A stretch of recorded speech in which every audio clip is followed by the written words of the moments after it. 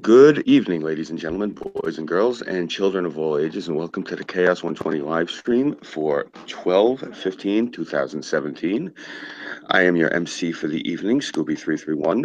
With me tonight is our usual panel of miscreants and ne'er-do-wells, and of course, political punditry. You can take that in whichever order you want to stack it in. We're going to start off, of course, we have with us Greater Ajax. Hello, everyone.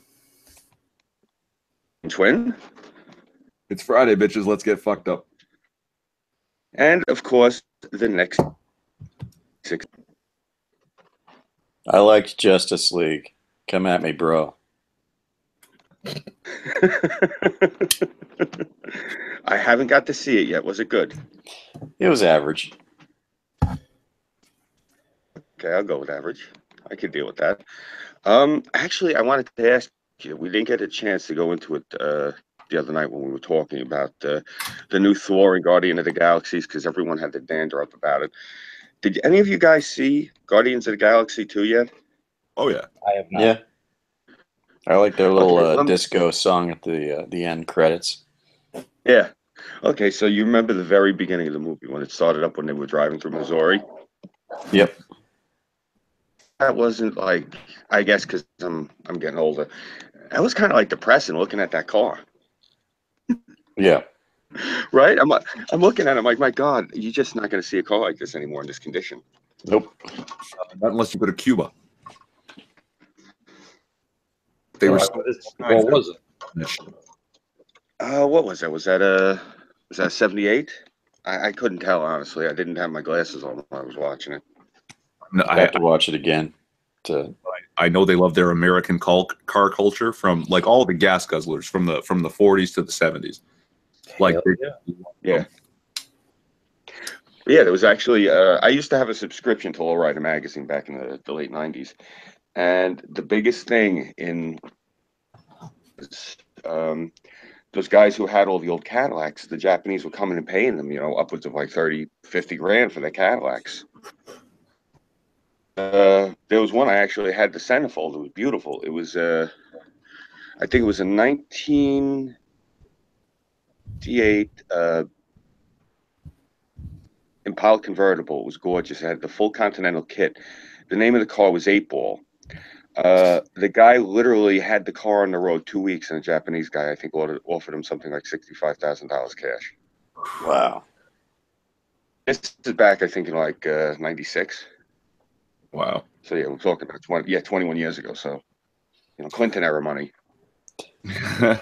I think I would have paid more attention to the car if it wasn't for the fact that I was less than convinced with the actress's southern accent. Yeah. Now, hold on, because I heard the year. I didn't hear the make. Was it a Mustang? I believe so. Well, I had a 78 Mustang. I had a Cobra. It was white with gold interior and T-tops. Oh, have you seen this car in the movie that I'm talking about? I just did an image search for it, and it's like a teal green 78.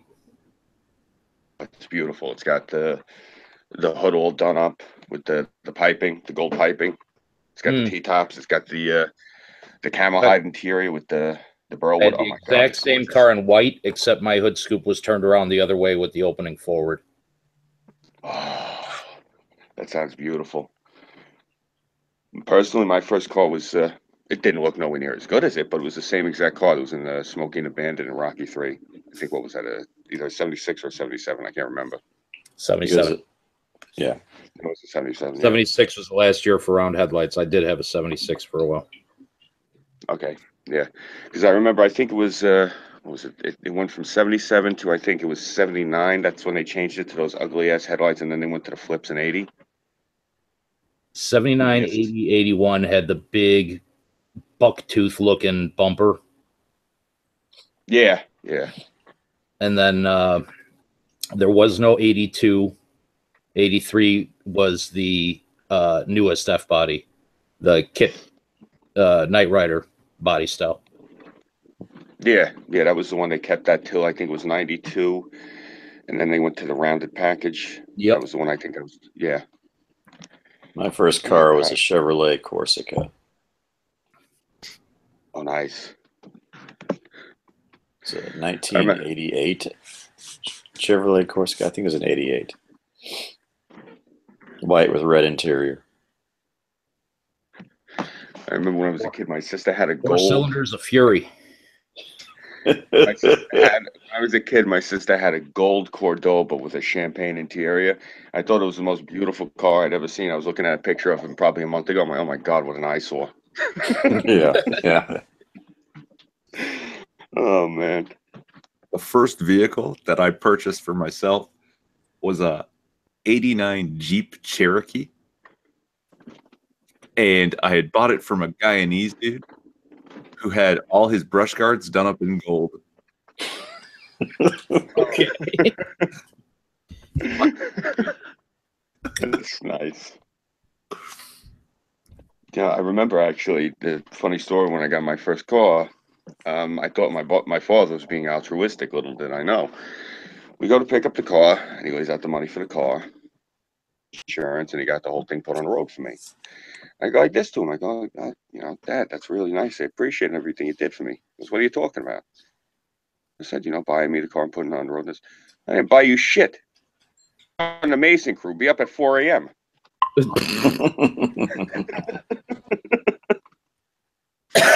got to do it. If you're going to get a kid a car, you got to get him a job in the same breath. Yeah. Smart.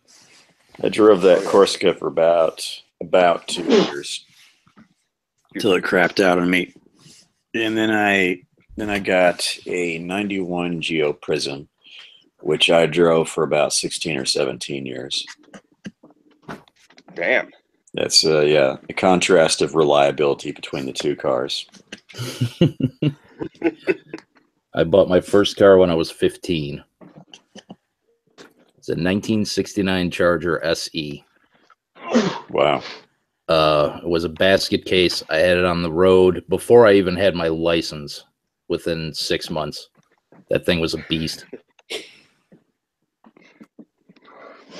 I remember in 87, my brother's friend bought a Grand National, and he swore that thing would just smoke my Charger. They were dead even. He was pissed. I remember when I was a kid, my father had, and I hate saying this because everyone I tell this to gets very angry when they hear this story. He had a white with a white interior 59 Cadillac convertible. And my brother Gianni drove it into a telephone pole at about 85 miles an hour. Yeah. So how was your brother after your dad got a hold of him? Another tour after that happened. He was home on leave. Yeah. We didn't see him for about another 4 to 6 years, if I remember correctly. He wasn't stupid. Yeah, we went into his room. I remember I was a young kid. I think I was maybe 4 or 5 years old. But I remember the whole mess because we had to go and get the car and all that shit. And no one seen him. And next thing you know, he snuck in the window when everyone was out, took his gunny sack with all his shit, and he re-enlisted. We got a letter from him. Got a beating when he got home a few years later, but still. Oh man. Oh man, I was going through some old family photos, and it was my dad right at Lake Michigan at the beach, and I'm like, Dad, whose car was that? He goes, that's the first car I ever bought when I came to America. I'm like, what the hell happened to it? He's like, I sold it. It was a gas guzzler. I'm like, Dad, that car's worth about $120,000 today. He's like, no shit. He's like, I bought it for $600 and I thought I got taken. I had to sell it for $300. It was a Bonneville 2+2, but I saw the tag on the fender. It was a 1 year only 428 tri-power engine, a triple carburetor engine. That was the fastest fucking car till like 1968 when the GTO got the Ram Air 4 motor. Wow. What I was don't it he had? understand anything you just said. Sorry. It was a really fast car. It was actually built so you could race in NASCAR. Okay. They had to sell a certain amount of them to make it legal for NASCAR racing. So they had to build at least 500 of them. And they had to release. Which car was this, Ajax? I missed it. I'm sorry. It would. I believe it was a Catalina, a 64, Okay. 2+2, 428 tricarb. Yeah, those are rare birds. I seen one once at a car show. They're beautiful. Was somebody going to ask me a question? Yeah, I was saying to you, Burnside. I was going to say, we're going to probably lead into Chaos News in a second, but since Ajax brought that up, I just wanted to mention really quick. What was I going to say? My father was telling me the first car he ever had, a 1948 Mercury, the same. No, excuse me, not 48. I think it was older. What was the one that was in Cobra? Was that 40 or 48? I don't remember. That's a 48 Merc. 48. He had one of those in salmon pink, and he took the grill out of, I think it might have been a 1940 Cadillac. That's why I got it mixed up. It had the really big teeth that stuck out, that year Cadillac. Yeah. Had the bullets. And yeah, and that's what they did. They stuck the Cadillac grill. It was a salmon pink Mercury with a gold Cadillac grill stuck in the front. And if I'm not mistaken, they took, because it was in the 50s, I think they took the bullet taillights out of. I don't think it was as late as a 59 Cadillac, because it was the mid 50s. Whatever had really prominent big bullet taillights that would fit that thing. Cadillac he had bullet taillights. Yeah. So he was telling me, he said back in the day in Brooklyn, they used to make what they called Fordilacs. Oh, yeah. Yeah, that's what this was. Under the hood, he had this gigantic Cadillac engine. And he traded his car for a Hudson Hornet. And yeah, then eventually he got his hands on the Caddy, and he had the Caddy for the better part of 20 years. And then Gianni decided, let's see if this thing can fly. Flew into pieces. Nice. Yeah. But yeah, so 6, you got Chaos News lined up? I do. All right, cool. Let's see. The first one comes to us from, let's see. This one is from our veteran Florida correspondent, Colleen Bernier. I don't think this one is actually Florida anything, but it comes to us from the Mirror, which is a British rag. We'll see if this has any British sort of thing to it. Okay. Brace yourselves. My girlfriend is a world-famous porn star who has sex with other men and women every day, but I don't mind. Damn. Events planner Mike Adkins dates Allie Hayes, one of the world's biggest porn stars, but says he isn't bothered that she has sex with other people for money and it hasn't affected their sex life. Okay. An understanding boyfriend has revealed that what it's like to date one of the world's biggest porn stars. Mike Adkins, 32, has been dating Allie Hayes for the last 4 years after being introduced by a mutual friend. 30-year-old Allie is the star of a string of famous adult movies, including Star Wars XXX, a porn parody where she plays a more sexually adventurous version of Princess Leia. Despite Allie's controversial day job, Mike says he wasn't intimidated by the first time that they had sex. Are we pausing for commentary? Is that where are we No, waiting? that's a shit ton of pictures. Just Oh, drinking okay. it in. And most surprised. What's that? I was just gonna say I do have thoughts on the idea of dating a porn star, right? But we can save them for later if we want to keep going here. That's fine.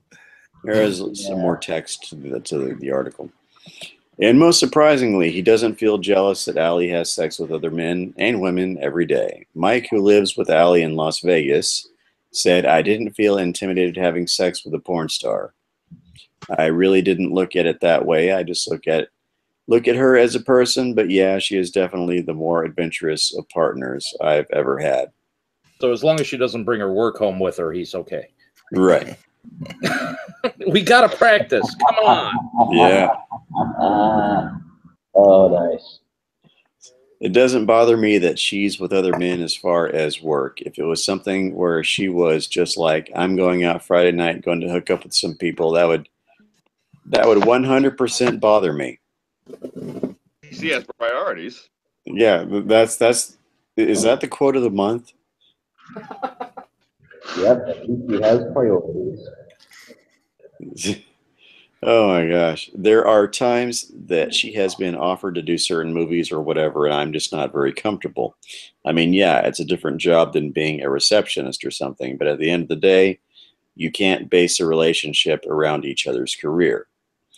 Mike was unaware of Allie's chosen career when they first met, and although it came as quite a shock, he admits he found it, quote-unquote, pretty cool. Mike has never been on set with Allie, obviously. He says, whilst he caught glimpses of her videos in the very early stages of their relationship, he soon stopped watching them when things began to get more serious. Because the whole out of sight, out of mind kind of thing. So He said, I'm sure this guy's seen so many. And in regards to secretary, you can actually turn them into a point. That audio is killing me, Burnside. Burnside is at the bottom of the well again. Yeah. Yeah, I'm trying. He said, I don't watch your The video. phone sounds like Rumpelstiltskin has you trapped in a jam. Like, what the hell? That's I'm using the computer again. The phone's still broken. Oh, okay. Sorry, Six. I didn't mean to cut you off. You know that scene from which Harry Potter? I think it's the fourth one where the imposter professor has the real guy locked up in this in the trunk. Yeah, in that trunk. You look into the trunk and he's like 40 or 50 feet down. Yeah. That's Burnside. He's the guy in the trunk.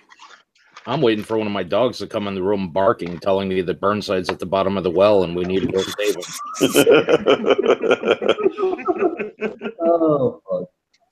Do we have to lower the bucket for you? Oh, please do. You know, I need to reload here. Of course, you know that if Burnside was ever trapped in the bottom of a well and you lowered down the bucket, you'd draw it back up, and all that would have happened was that he'd shat in it. He put the lotion bottle back in. And smeared in the poo on the sides of the bucket would be "fuck you, communists." Absolutely. Oh man. Maoist motherfuckers. Commie bastards. Okay. Yeah, there'd definitely be a frag in there. Okay, let's see. He said, I don't watch your videos. Nothing against them. I've just got her right beside me, so I don't feel the need to. Allie added, yeah, when we first got together, he didn't really realize. Like, knowing I'm an adult film star is one thing, and then knowing how popular I am and how active I am, he didn't know a lot of that. I'm sure people look at us and assume we have giant orgies in our bedroom. I mean, our sex life is good. Otherwise, I still wouldn't be here. Oh, gosh. More pictures. Okay. Allie has worked in the porn industry for the last 8 years, starring in more than 350 adult movies. Holy shit. And winning multiple AVN awards. The couple claim that they avoid talking about what Ellie has done on set in detail, although she will occasionally use it to her advantage. Allie said, definitely. Before I leave, Mike is always like, what are you working on today? And I'm like, oh, boy, girl, girl, girl. Good gosh. When I come back home from work, we don't necessarily talk about the day. But it depends, too. Like as a woman and as a spouse, I know what would turn him on. So yeah, maybe I come home and tell him stories to my advantage to get some, sometimes, depending on what the scene is. I don't know what he likes to hear about. Maybe he gets annoyed with the fact that I want to have sex all the time. But other than that, I think we're pretty good. Mike admits that he was nervous when he had to tell his mother about Allie's profession, not knowing how she would respond. He said, I called my mom and I left her a message and said, hey, I've actually been dating this girl and I've got something to tell you. Quote, my mom called me back and I was like, yeah, she's a porn star. And my mom said, oh my God, thank God. I thought you were going to tell me she was pregnant. Hey,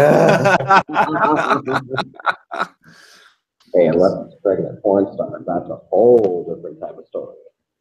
Allie has to get tested for potential STIs every 14 days.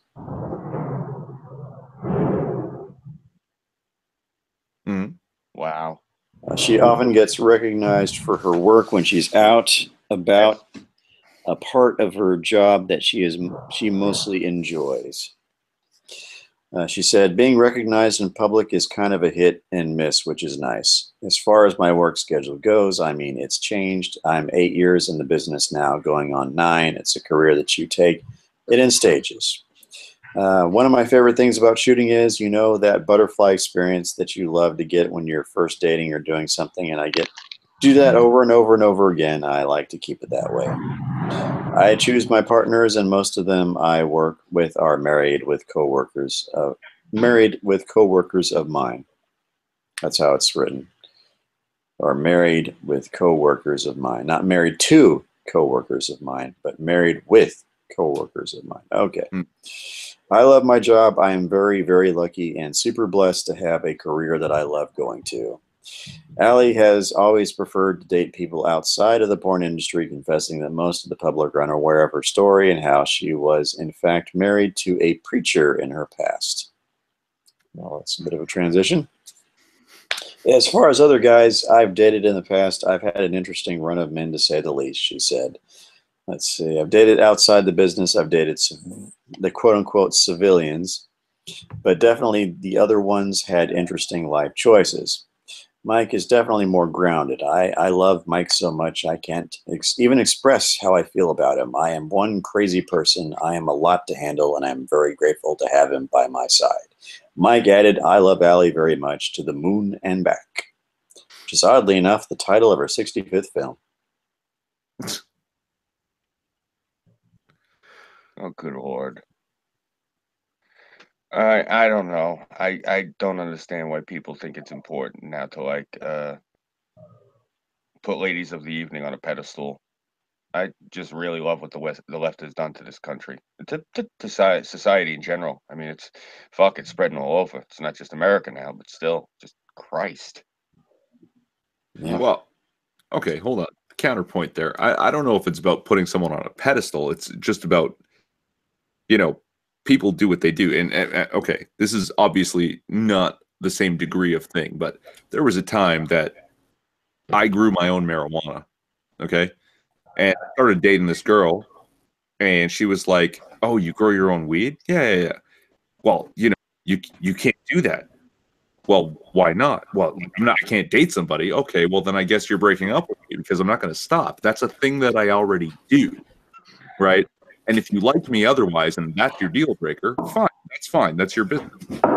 But I mean, you know, if a friend of mine introduced me to Stella Cox and we hit it off, I can't tell that girl if I'm gonna hang out with her and if I'm gonna date her.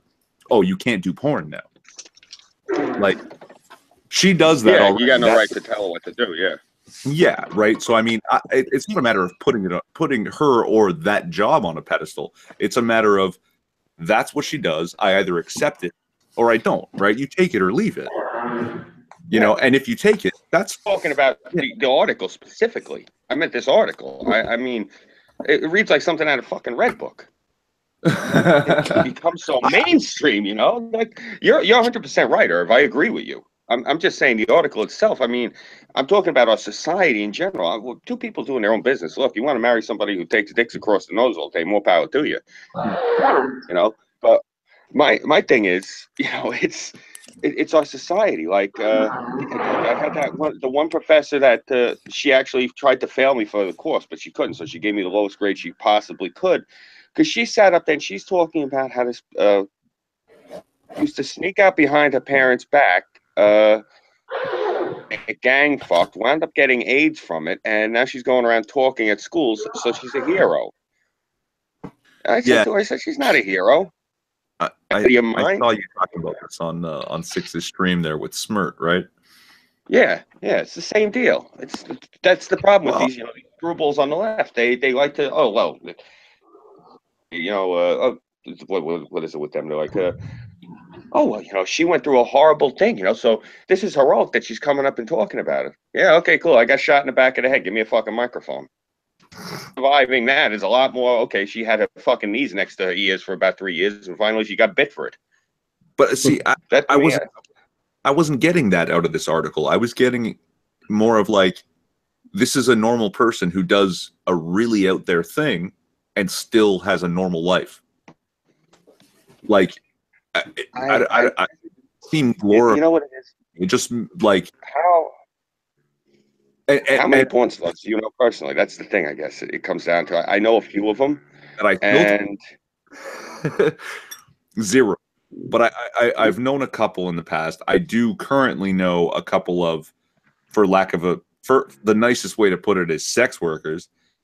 And yeah, they're regular people who do this irregular thing, and they're not like bad people. They're not fucked up because of it. They're not fucked up, and that's why they're doing it. It's just like some people just use their libido to make a couple of bucks, I guess. Yeah. And I mean, you know, so I guess I am biased because I do, you know, and you might be biased the other way if you know some fucked up people, right?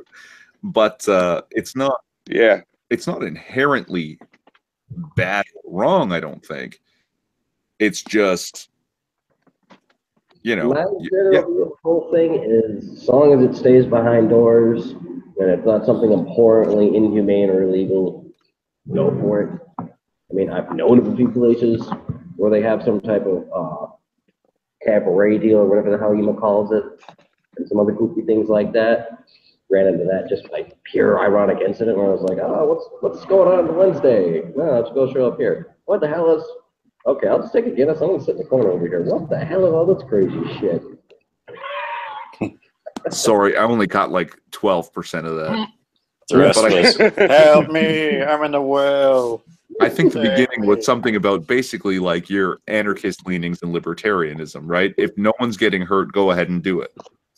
Pretty much, yeah. And then I was making a joke on this one bar I went to that I used to go to before the owner became an asshole. And they had like a cabaret Wednesday or something like that, where they had like fucking strippers and other goofy shit like that. You know, so it was like, well, I don't have Friday off, so let's see what's going on Wednesday. And I just got a couple of beers and all this crazy stuff started happening. And I was like, well, this is interesting. And I just kind of sat there in the corner and watched all this. I have a problem with anything that they're doing. It isn't that.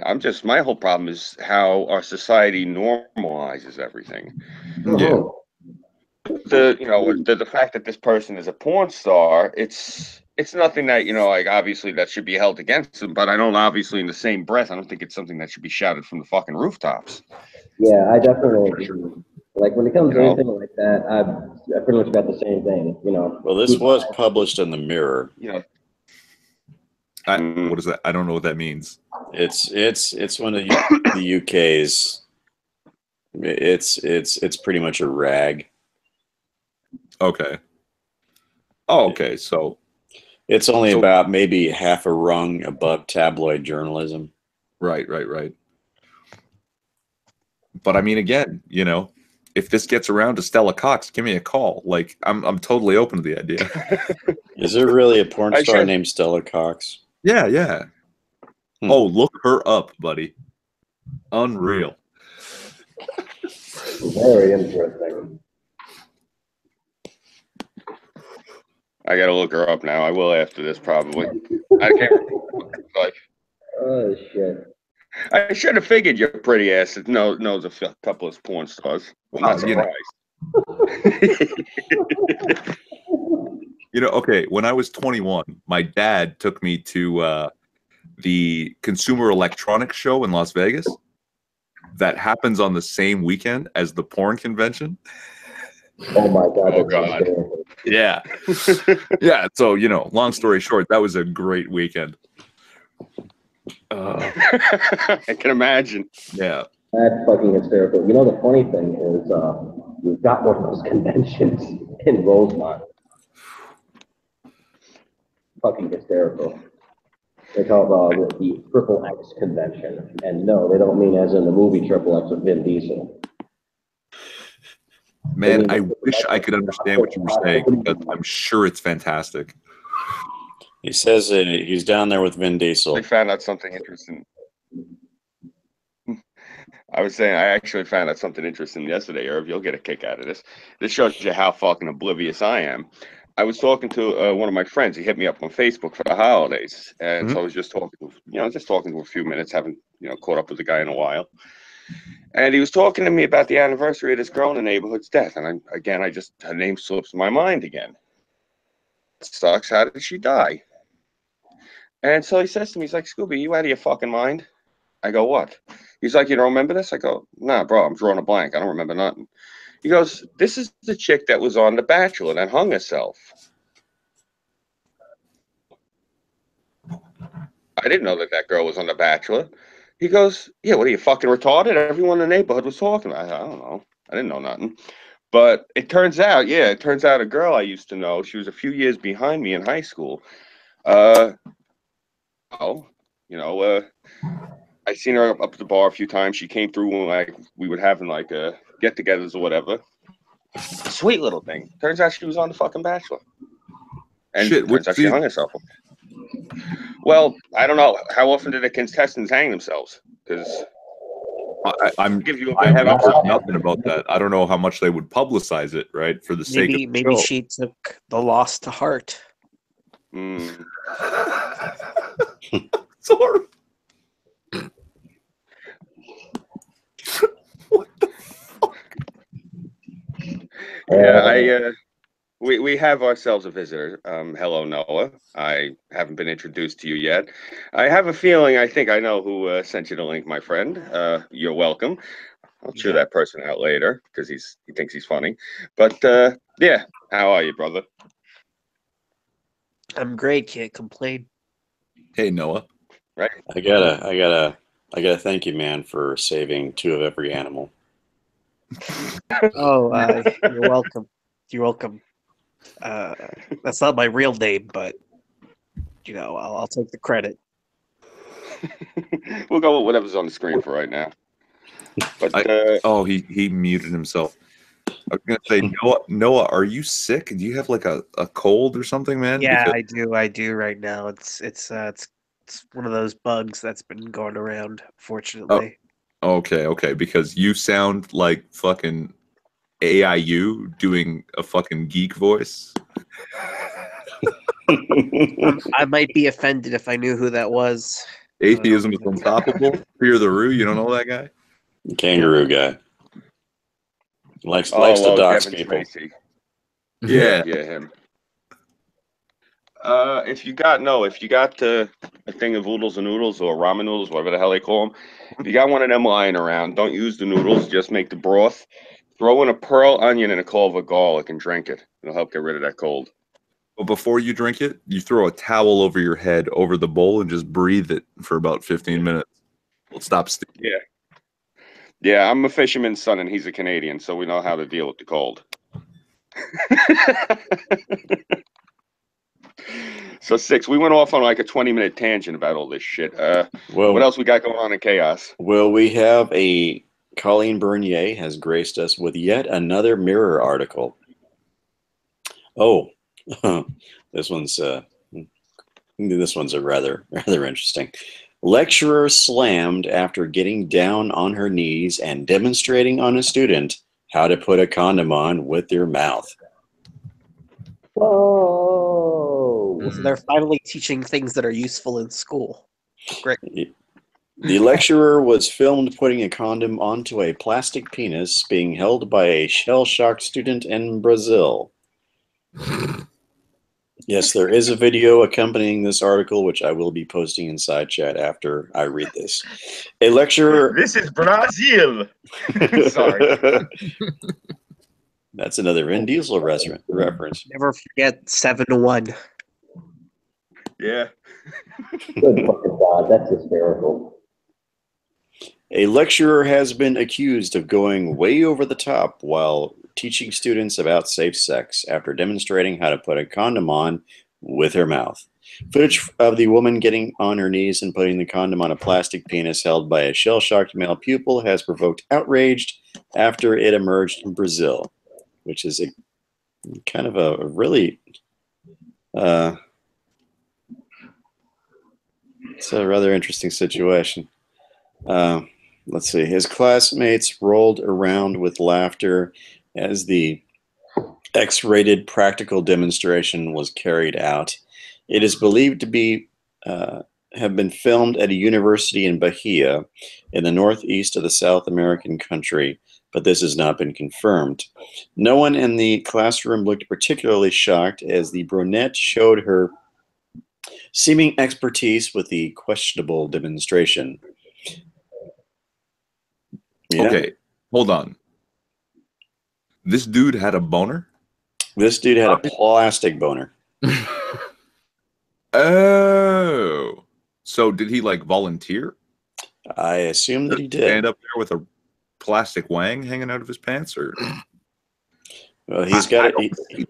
He's got it positioned in the appropriate the appropriate staging area.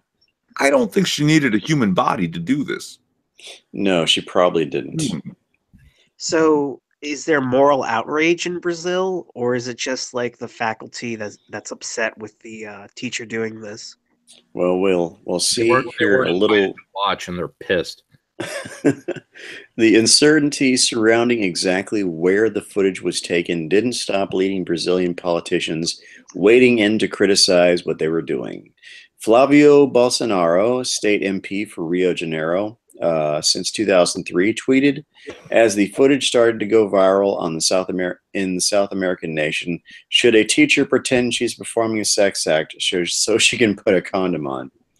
The footage started with the woman at the center of the controversy saying, "I'm going to do a practical demonstration for you," with the fake penis in her hand as a group of male and female teenagers gathered around.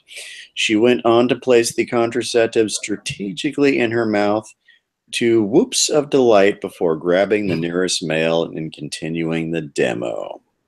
So he was just the closest one to her. Wait, the politicians are upset over some chick pretending to fillet a toy or whatever, and they're not upset with the corruption in Brazil. Like, that's, I guess not. wow. Yeah, of course not. I mean, it's progressive to have a And whole bunch she's- of separators and terrorism. We'll send down a care package as soon as we can, man. Isn't Brazil like a more I guess progressive country, or is it? It's a fairly progressive country, so I'm a little surprised that they're flipping their shit as much as they are. But Well, I mean, I don't Don't they know if progressive is the right word. I know there's like a certain kind of like sexual nature to all the South American countries that they're very, they're very relaxed about things. yeah, but also Brazil apparently has this huge like serious homophobia problem where like openly gay people get beaten in the streets and shit. Like, Kinda it's one thing to say I don't think gay people should be married. It's another thing to fucking throw them off roofs, which doesn't happen in Brazil as far as I know. so but, it's kind of like I Saudi mean- Arabia diet. I guess like there's degrees of what you might call homophobia. That's all I was saying there. But yeah, progressive, I don't know if that's the right word.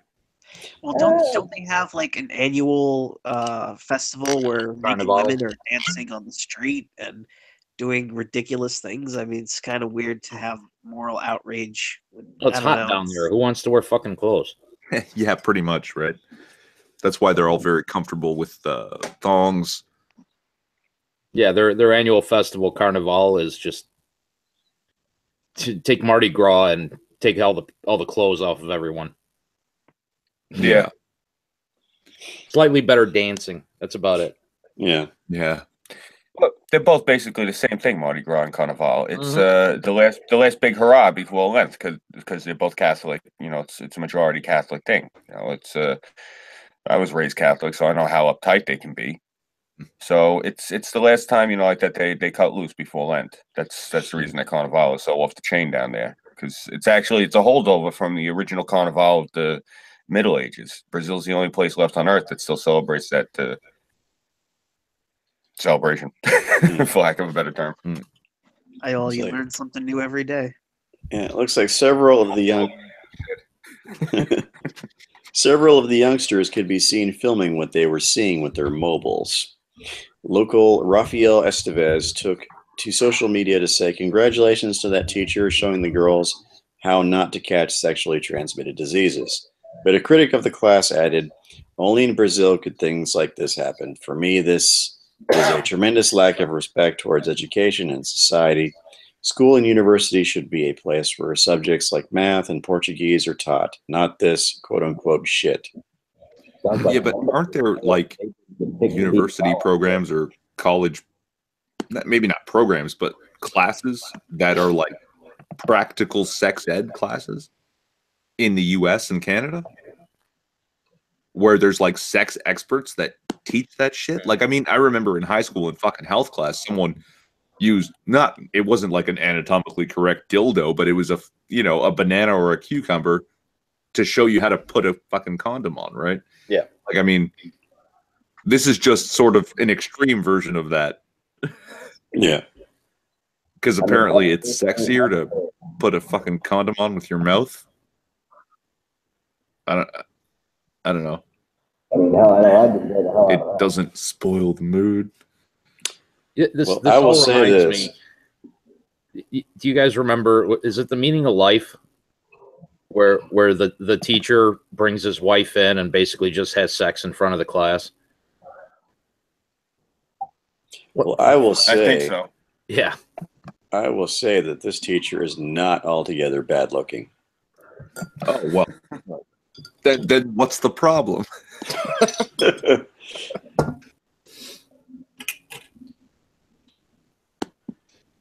Well, let's see. And there it is. Enjoy. Oh, can you post it in the YouTube chat as well? I could. Because you have a wrench, right? I do. My nigga. Interesting. Gonna get There we go.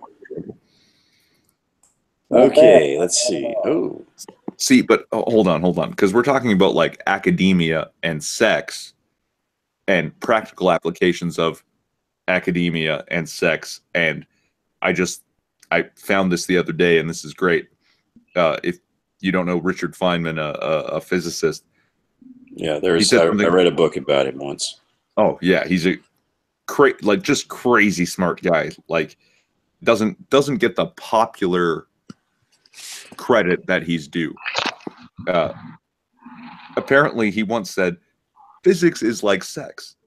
Sure, it may give some practical results, but that's not why we do it." And putting on a condom for safety, yeah, okay, but there's more than one way to skin that cat. Right. And this chick is just Going there. just hard up into keeping it sexy while being safe, right? Why not show people how? Yeah, keep it interesting, I guess you could say. Sure. I mean, who here hasn't had a teacher that they wanted to see fillet some fucking fake dildo? Oh, yeah. I think we've all been there. So Mrs. I mean- Kingswell. Shit. it's not. I don't think I ever had a teacher that I actually studied myself for, but there was what the hell was her name? Mrs. Hot Chick. That's what her name was, Mrs. Hot She Chick. taught one of the lower grades, and I don't remember her name for the life of me. I mean, listen. I mean, this might sound bad to like the average person, but I mean, let's be honest. At least she wasn't actually doing it to a real student.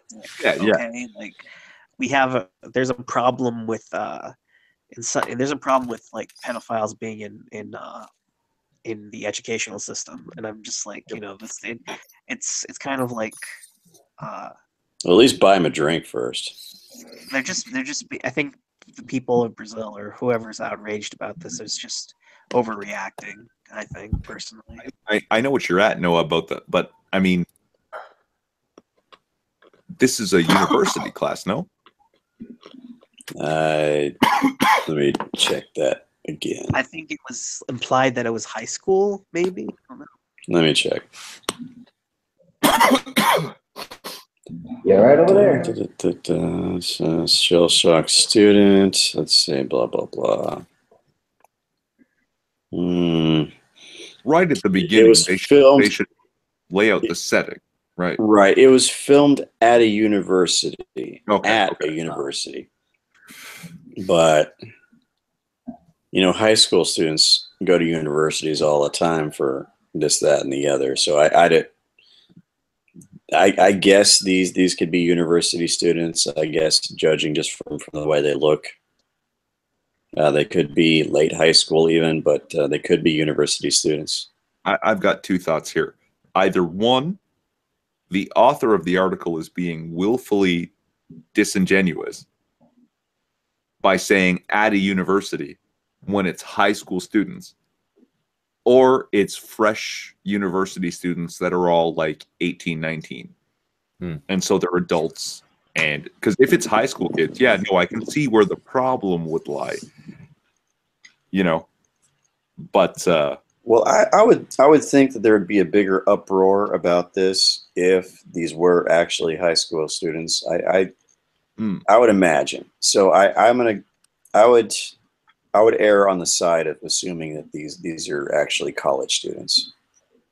I think that they shouldn't be too outraged about this. I think what they should be outraged about are the goals that they have. What's that?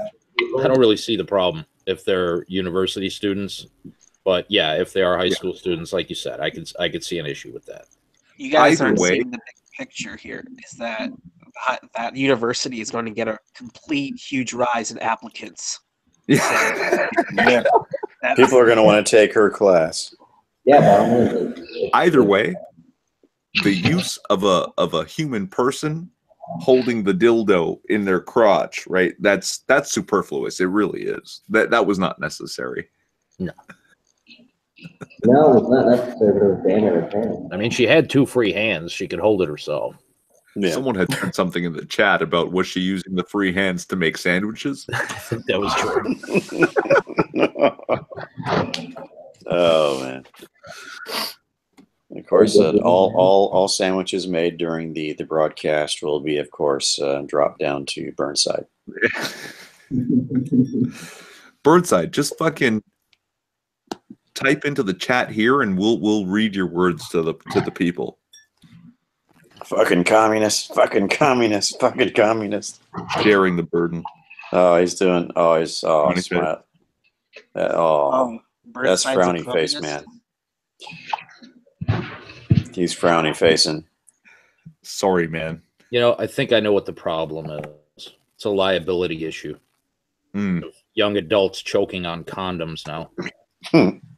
You're doing it wrong. Goddamn fucking computer. Bumside burns. There we go. And Scooby responded with LOL.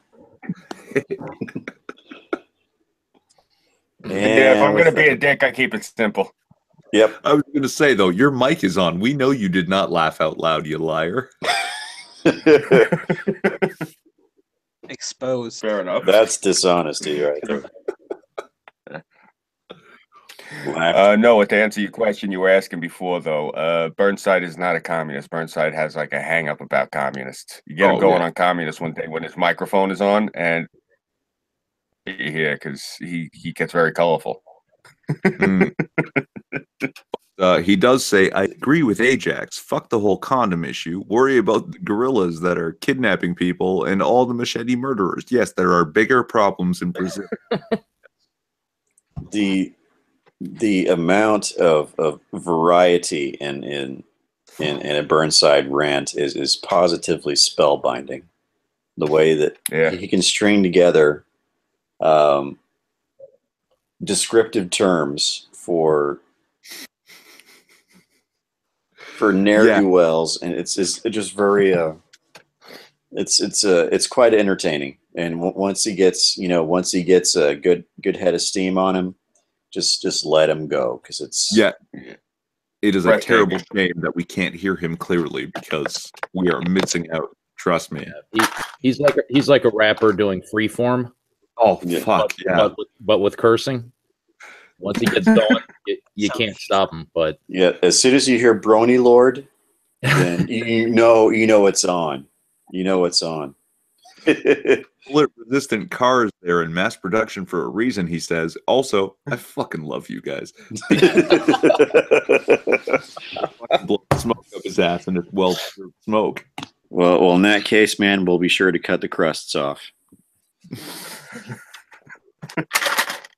Now I have a weird Canadian question. You know how like there's kids that fucking soak tampons in vodka and shove them up their butt so that they get super fucking drunk? If you blow fucking weed smoke up your ass, does it have the same effect? Is that just making that shit up, or do people actually do that? Yeah, that's a high school thing, because that way it doesn't show on your breath, right? Teachers will smell and you don't smell of alcohol, so the tampon soaked. And also, when it goes up your butt, it doesn't go through your liver; it goes straight into your bloodstream. Much faster. Yeah, so you get really fucked up on a tiny amount, like just a few drops on a tampon will fuck you up. Are you telling me people don't actually enjoy the taste of liquor? No, they do, but they can't because they're in high school and they don't want to have the smell on their breath. They just want to be drunk to get through the fucking pain of high school. But here's the downside about that, is that it's very easy to get alcohol poisoning. We have a lot of homeless people that die every year from that. They'll literally put the bottle up their ass, and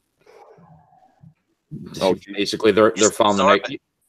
Well, the thing is, they're doing it for economy purposes. They don't have the money to keep buying booze every day, so one bottle they can get through a month with it this way. But they keep finding, obviously, corpses all over the place because of this.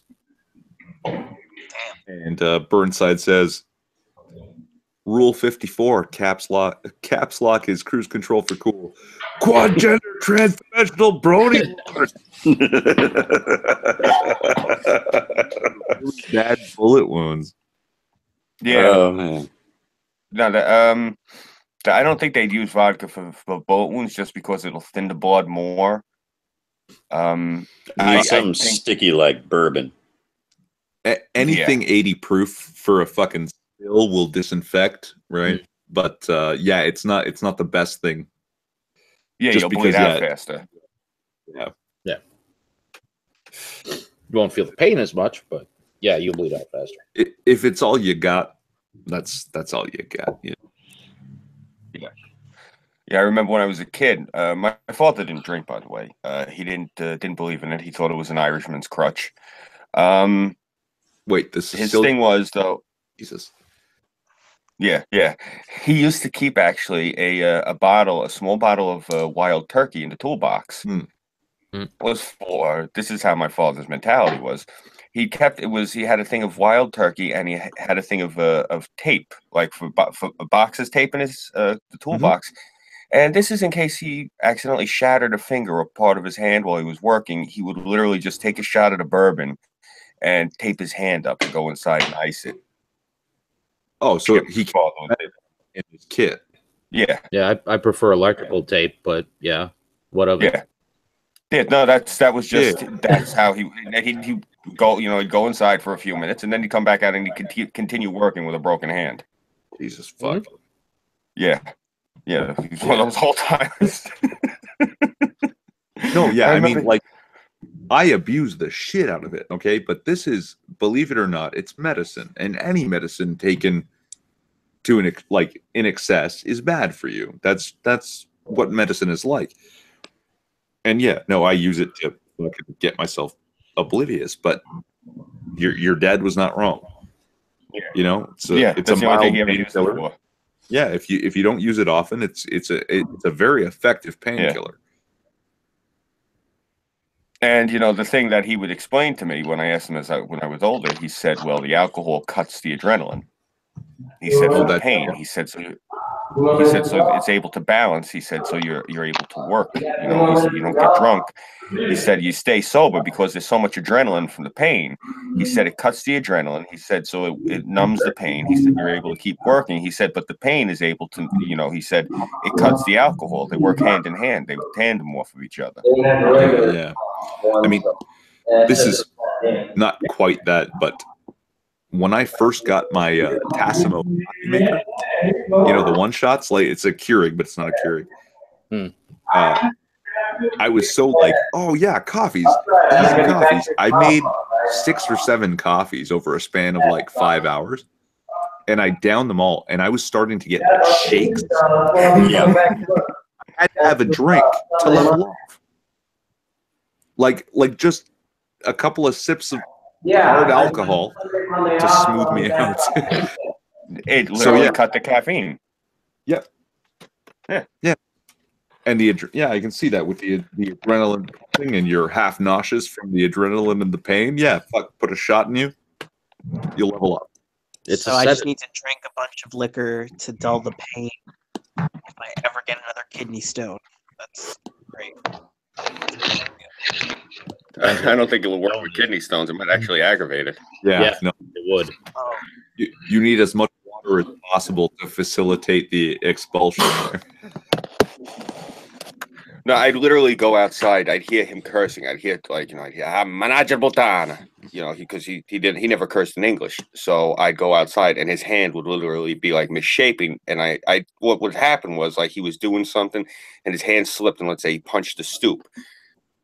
So I'd sit there and watch the old man take the clam knife that he wore on his belt out of his pocket, put the handle in his mouth to bear down on, and I'd hear the snapping noise of him setting the bones back in his hand, and then he'd tape it up and yeah.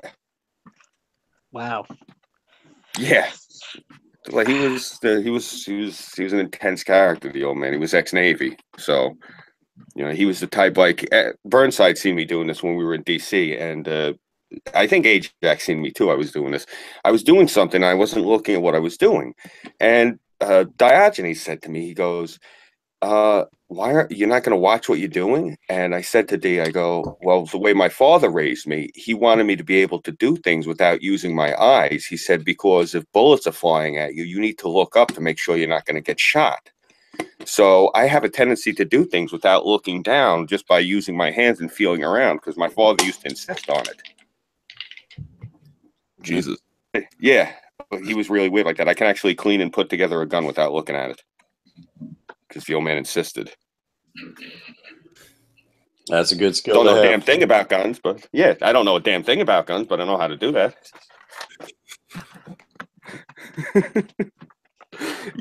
That's why I tell people all the time. I look at me, I'm a goober, but I know things like this because my father rode me on it. So if you can get some schmuck like me to be able to develop a skill like that, you can do it with any kid. So I don't want to hear this. Oh, this kid is special. You can't do it with him. Nah, bullshit. Yeah, you can get any of these guys that are up to their eyeballs in soy milk to get their asses in gear. Say what you want about fucking Faith Goldie and James Alsop. Fuck those soy boys. Are we also saying fuck almond milk boys as well? Because I don't know. Almond milk's not loaded with soy, right? No, it's just almond milk. Yeah. I mean, but what the fuck is almond milk? Almonds don't have titties. Neither does rice, but I often drink rice milk.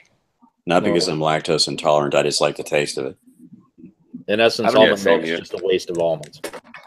You're better off eating those things. You get the fiber. I do both. I drink almond milk and I eat the almonds itself. Try rice milk. You might find it a little better. I don't know. Everybody's different. Well,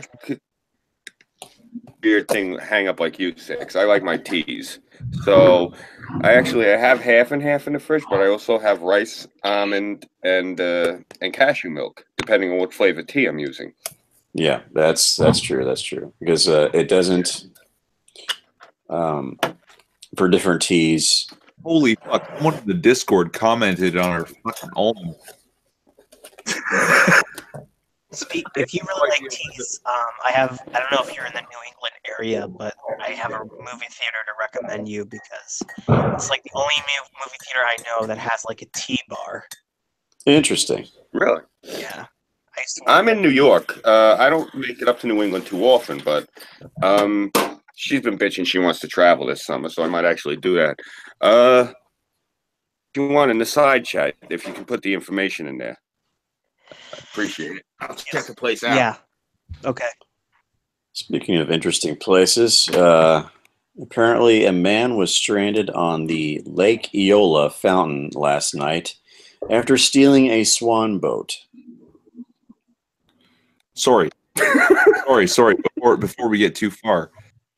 Charge d'affaires, pardon my French, says almonds do not have the kind of xenoestrogens that soy has. Okay, great. Okay. So I'm not soy boy. This is someone who's a friend of a friend on Discord who just fucking private messaged me there. In Discord to say that apparently they're watching this. This information was pertinent. Yeah, this is like imperative stuff right here. It is. This is like the fairy from Ocarina of Time. Hey, look, you're not a soy. That's basically what that means, right? Mm-hmm. Yeah. Moving on. Sorry. Okay. This is says Burnside. You didn't give us the double tap sorry. You gave us the single sorry. The night is still young. There you go. Booze hasn't kicked in yet. Let's see. Some guy's swan boat and this is a Florida man story. So this is extra special. This also comes to us from our senior Florida correspondent, Colleen Bernier. Thank you. Let's see. The Orlando Police Department say a man was rescued last night after he stole a swan boat near Lake Eola and then marooned himself on the fountain. Around 3:30 a.m., the man, whose identity has yet to be released, successfully made it to the Linton E. Allen Memorial Fountain on the stolen swan. However, things went south when the swan boat drifted away and he resorted to screaming for help. According to WFTV, Orlando firefighters successfully rescued the man and said he may have been under the influence of something. Okay. yeah. Oh, yeah. Orlando Police spokesman Michelle Guido, yes, that's her name, says Awesome. says the man was then taken to the hospital for evaluation. Of course, if this is probably in Spanish-speaking countries, they actually pronounce it Hido. I know that because I know many people with that surname that pronounce it Hido, like Heedo. Spell it though. It's Guido, but they pronounce it Heedo. Okay. So, Burnside said in the chat, fuck, I think that's my father's uncle. If he has a Finnish name, he might be my relative. OPD has yet to release the report or say if any charges have been filed, but we'll update the story when we have it. It's also worth noting. Which drug would make you want to steal a swan boat? Probably Flocka. Flocka. Yeah. Actually, Guy probably took $5 insanity, and he's probably out there on the swan like, whee! have you guys ever seen RoboCop 2? Because this is like they have in the movie. It's like about a drug. And Yeah, like, nuke. Sounds like Yeah. nuke. It sounds like the kind of drug that would make you want to steal a swan boat. Yeah. Who Oh is my this? God, what was the bad guy's name in that? 'Cause I like this guy. I don't think they give a name. His name was Kane. Oh boy, you guys are gonna love this one. Fucking all caps out of Burnside. Kane.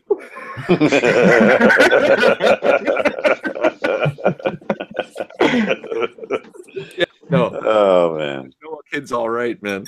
Yeah. Shit. Okay. Oh, hold on, I gotta pick.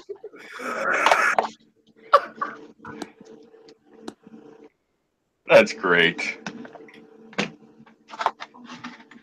Oh my god. Oh, fuck. RoboCop 2 was also famous for having a child criminal in Yeah. the film. I like his little fold-out machine pistol. That was kind of neat. That was neat.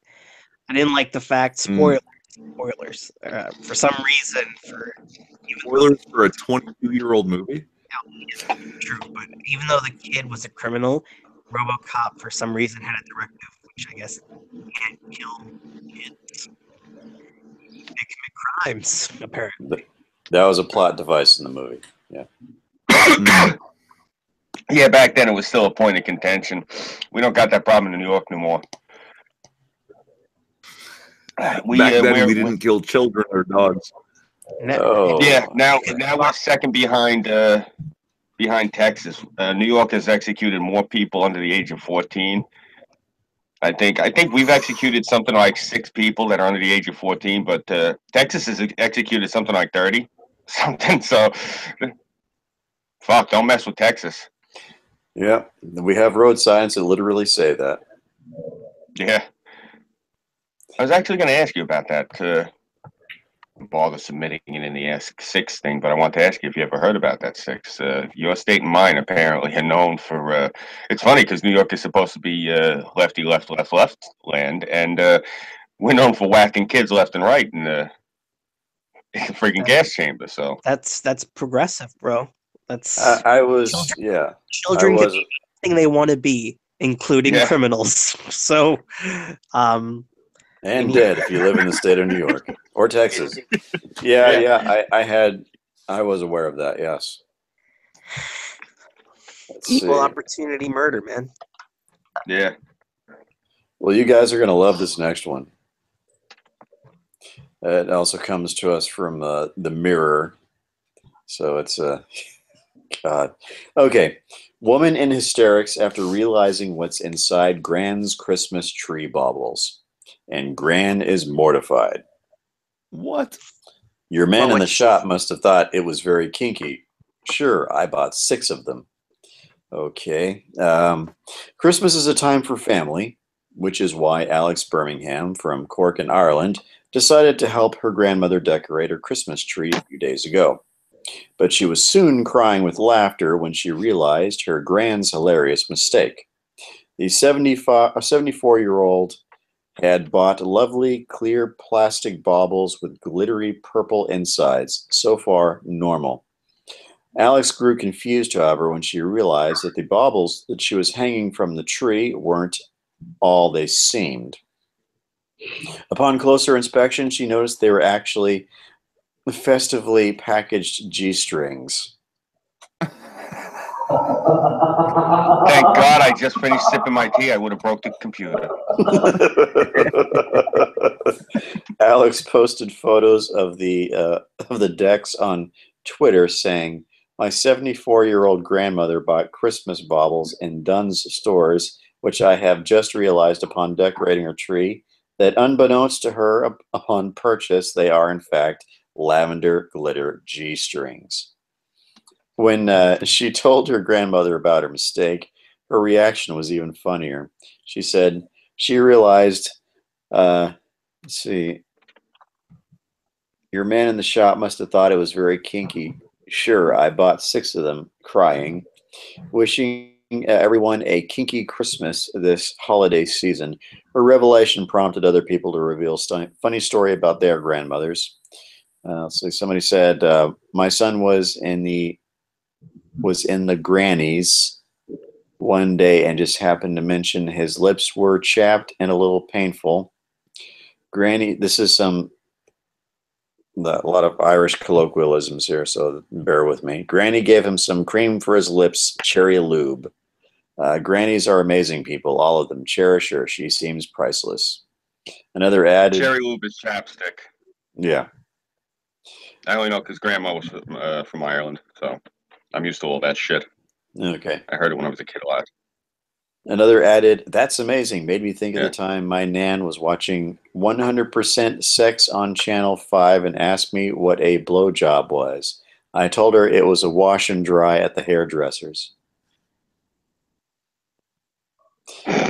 So essentially, this, you just they look like regular Christmas balls when you look at them from afar, but if you get really close, you notice that they're inside the Christmas tree ball things are in fact G-strings, purple G-strings. So you crack them open and the G-strings fall out. That's great. Well, it beats stocking stuffers.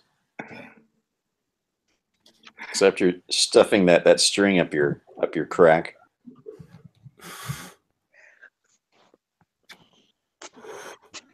I don't know. I never understood that shit myself.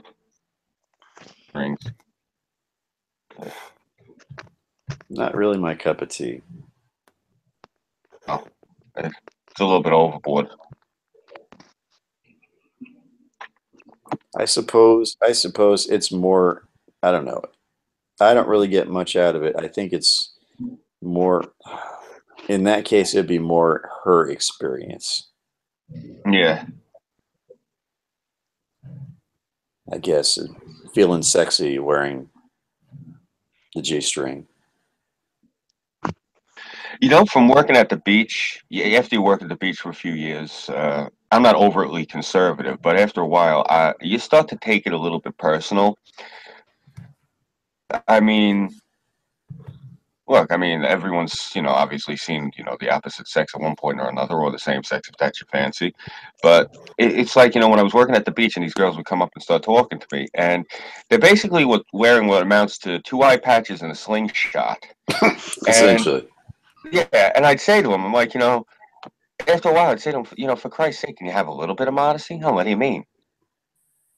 Why do you even bother wearing that fucking getup? It's dental floss put in certain, strategic areas so you can't see nothing. That's all these bathing suits are at this point. So I don't know. I take like kinky bathing suits personal, like it's like you're trying to put one over on me at the beach and stuck in the booth all day in the fucking sun, and it was getting to me. What the hell did Burnside just put up?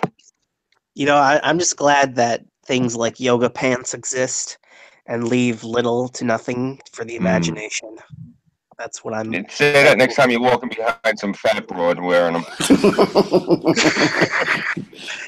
Then you won't want your imagination anymore. Yeah. Yeah, you know what? He's got a point.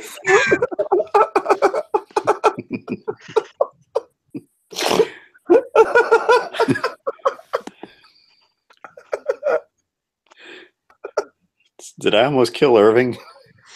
Oh shit! Oh. Like I looked at it, but once it was presented on the stream, I couldn't contain it anymore. Through power.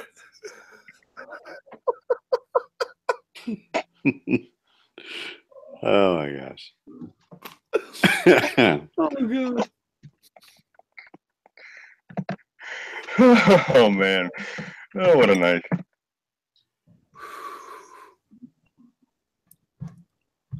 I think that's the only new one. Only new ones. I know under this novel that Burnside's been writing in here, he did shoot you the statistics somewhere okay. up north. Okay, well, we'll do Shrekistan stats, and then we'll do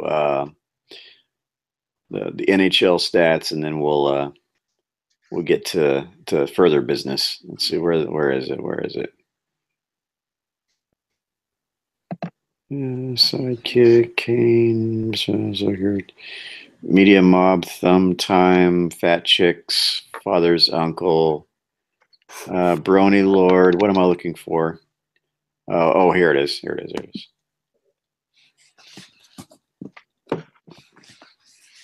Okay, let's see. We have total homicides is 652. I don't know if that has risen since yesterday. Let's see, shot and killed 603. No, I think it's pretty much stayed the same. Let's see, shot and wounded 2,851. Total shot 3,454. So somebody can afford ammunition. Certainly not me. I can't afford it. These are statistics for what? Chicago crime statistics. Oh. Let's see. All right. Yeah, half of the stream usually that we have in. Sorry, I didn't mean to cut you off there, Six. Half of the stream members that we stream with, Noah, actually just by happenstance all live in Chicago on the outskirts. Burnside's from Chicago. Ajax is originally from Chicago. He's on the outskirts of Chicago now. The young lady that we have in chat, Sharon Monaco, she's from Chicago. One of our other stream mates that we usually also stream with, Inquisitor, he's from Chicago. So apparently everyone's from Chi-Town. Yeah, it's a very Chicago heavy streaming group. Yeah. Okay. So now I'm going to ask everybody to light a candle or two or three or four for the gun control gods, for our patron saint Rom Emanuel, the patron saint of nutshots, the patron saint of gun control. Peace and testicles be upon him. Peace and testicles be upon him. Gigantic, hairy, sweaty, nasty, just big freaking beanbag scrote, just like hanging off his chin. Testes kind of swinging back and forth like a pendulum. The pit and the pendulum. That was very. May the testicles roll downhill. Okay, let's see. We're not fans of Rahm Emanuel, in case you can't tell. Okay, we have 173 shot in the ass. I don't think that is an increase from yesterday. Let's see. We do not have an increase in shot in the nuts. It's still 56. Let's see. People who shot themselves accidentally still at 28. And let's see. Go all the way down. I think that's it. I don't exactly know where the carjackings statistics are. So basically, if you want a man killed, get him a plane ticket to Chicago. Yeah, tell him to walk around with either blue or red or some other bright color. Wave his arms a lot. Doing it out by me. Stare at people. Stare at people. That'll get you killed. Just walk around and just start staring at people. Oh, in the side chat, Burnside saying we have 844 carjackings. 844 carjackings. That'll do it. Can we make 850 by the end of the year? We'll see. Oh, I'm telling you, we will. They always go up around the holidays. So we have our eyes on between the 22nd and maybe the 1st or 2nd of the year. Well, here you go. Burnside saying we were at 809. Now we're at 844. The closer we get to the holidays, the higher that number will go. Okay. I'm looking at 844 carjackings, and I'm trying to do the math in my head. That looks like it's about a carjacking at least every 8 hours. Okay. Oh, just wait till the 26th, man. It'll be about one every 4. That will be a lively live stream because we will have. They spread out. They hit the suburbs. They hit the malls. You know, people don't want to carry all their shit. They'll go out to the car, put it in the trunk, go back in the shop some more, come back, no fucking car. Yep. Actually, since we're on the subject, really quick, Burnside, if you could, maybe you want to look up, see if you can find the statistics for carjackings in Newark, because I remember specifically in the late 90s, early 2000s, they made a movie about Newark because Newark was the carjacking capital of the world. I'm just curious now if Chicago has surpassed Newark. Probably not. Yeah. I mean, fuck Newark. Newark has its own graces. Okay. We have NHL break. It looks like Sweeper Stevens, New Jersey Devils have defeated my Dallas Stars 5-2. Sorry, man. That sucks. Looks like the Manhattan Rangers have defeated the Los Angeles Kings 4-2, so that kind of sucks. Anytime the Manhattan Rangers, and I don't call them New York Rangers, I call them the Manhattan Rangers. I appreciate that. Thank you. Yeah, there's only one team that is fit to be called New York anything, and that's the Islanders. Amen, brother. Thank you for that. You're I welcome. will agree. I stopped following hockey years ago, but yeah, you're not wrong. Well, you're probably better off because your Toronto Maple Leafs lost to the Detroit Red Wings tonight. Who's Maple Leafs? Jesus Christ! They're the Yankees of the NHL, except they don't fucking win. Okay, so you're a Senators fan then. Fan. No, you know who I like? The Devils. There we go. So you're in with Sweeper. That's yeah, but I haven't followed in 15 years.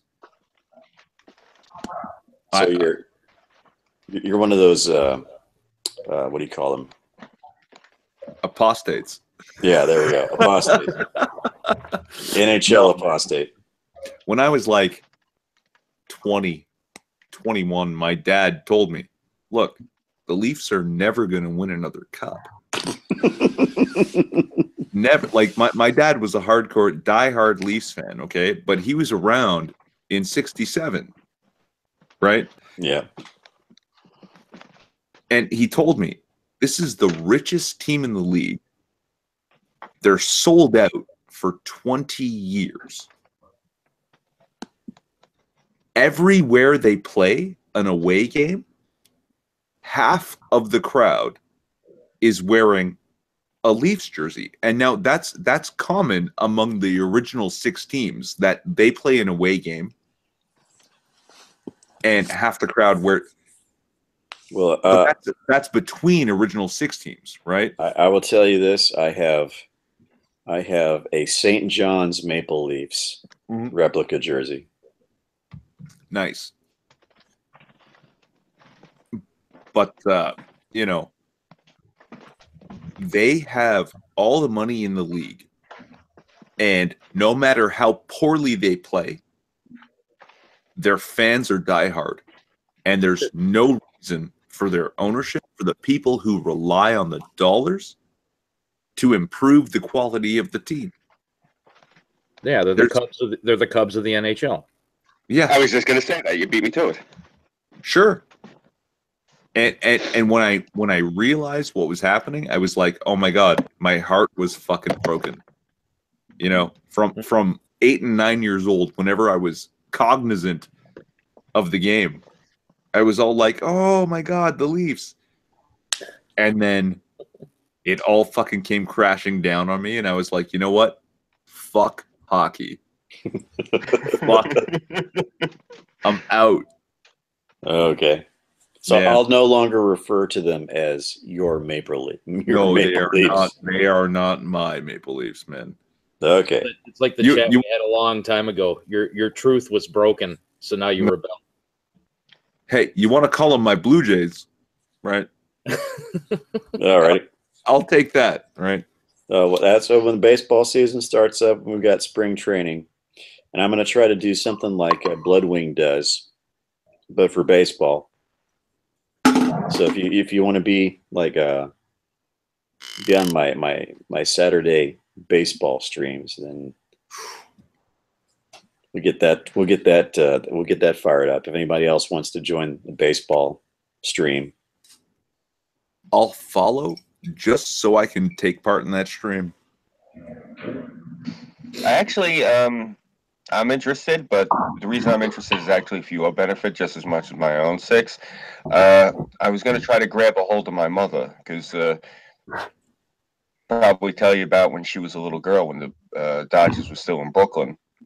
Mhm. And going to Aunt Lucille's house, and a couple of times when they were sitting down for dinner, you know, and they're saying grace, and all of a sudden a pop fly came crashing through the window because they overlooked Yankee Stadium. yeah, She told me that's the reason my mother's so diehard into the Yankees, because she grew up, you know, watching the game out on the fire escape. yeah. So, Right. yeah. So You know, but actually, I'm sorry. the Dodgers took off in '59, right? I think it was a little earlier. I think it was 56. Huh. You know what? Fuck it. I'm going to say this. It's something I don't actually like to bring up, just because it's one of those things people get on me for it. But whatever, since we're talking about the Dodgers and it's just a moot thing. My father, when he was younger, he used to play semi-professional at Ebbets Field, which was kind of ironic for him because after they tore it down, he actually poured the foundations when they put up the projects there.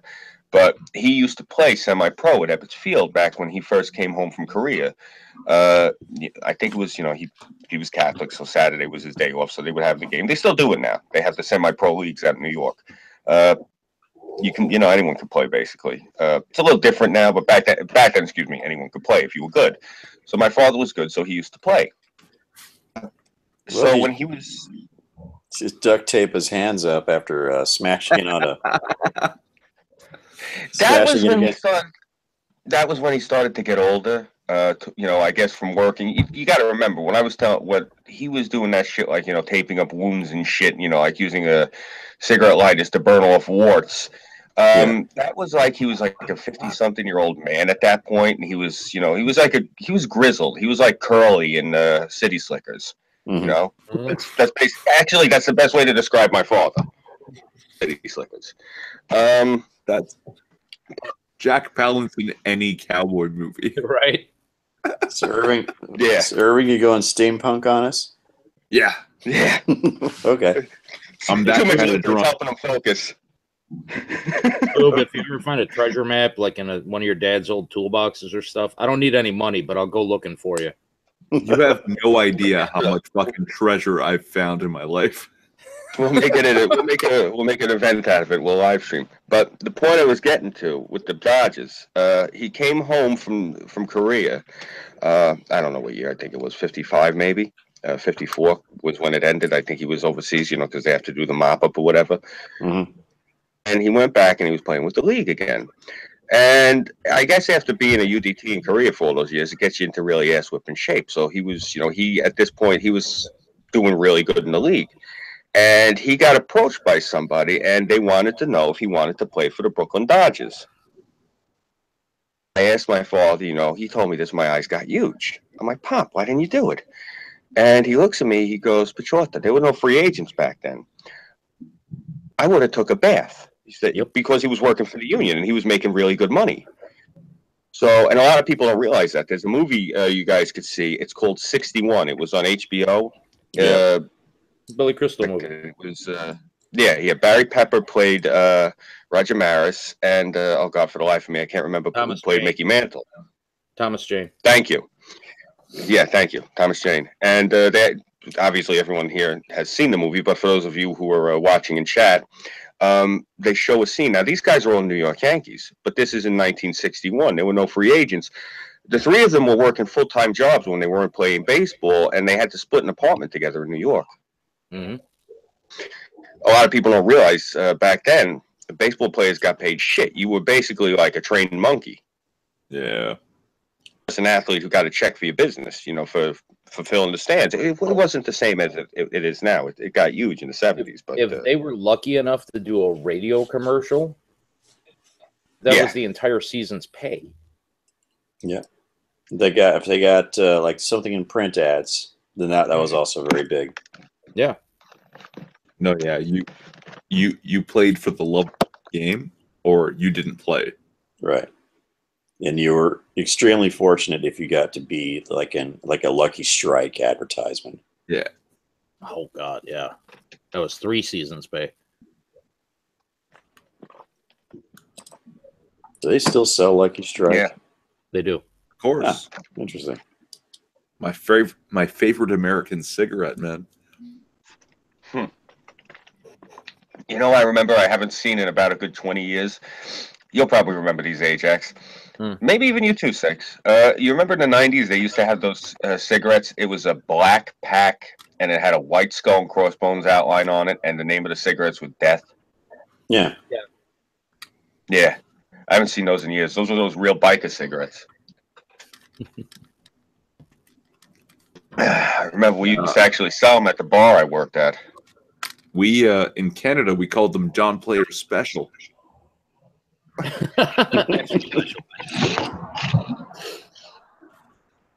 You know, I started smoking Camel Shorts, the non-filtered, and the main reason I did, I got tired of people bumming cigarettes.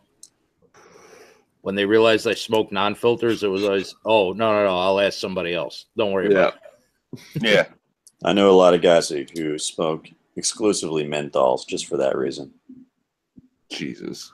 Oh, around here, you got menthols? They're gone. Yeah. They'll swipe your pack. Really? Yeah. Yeah, everyone smokes menthols up here, too. That's all they smoke. Fuck. Yeah, menthols, Well, they're not so big down here unless you go to like one of the neighborhoods of color. Yeah. I'm sorry. You smoke menthols? I'm calling Soy Boy on that shit. You probably just called Soy Boy on everyone in New York State because the biggest brand of cigarette up here is Newport. Yeah, well, you're all Democrats, right? I'm not a Democrat, man. Yeah, but you don't smoke, so eh. Yeah, true. I don't smoke either, but And if you did, you'd smoke unfiltered Camels. Or Paul my Mullen. father, may he rest in peace. My father, before his first heart attack, he smoked anywhere from 6 to 8 packs of those a day. Holy shit. I'm a fucking chain smoker. I can't do more than 3. Drove the cement mixer at work. And all he did all day while sitting on the truck was just chain these things. I remember when I was a kid, Yeah. I'd go and I'd look. And, you know, there's when you get to the end of them, there's always that little nub. There was a pile in his truck that had to be about maybe 3 foot high, a pyramid of nubs. Jesus Christ. It would fill up by the end of the week. And they literally, I was at the shop a few times as a kid. And I'd watch Manuel. That was the guy's name. I remember it. My God, it's been over 30 years. But I'd watch Manuel climb up into the truck with the snow shovel and the stucco bucket and get all my father's cigarette butts out of it. Just like that.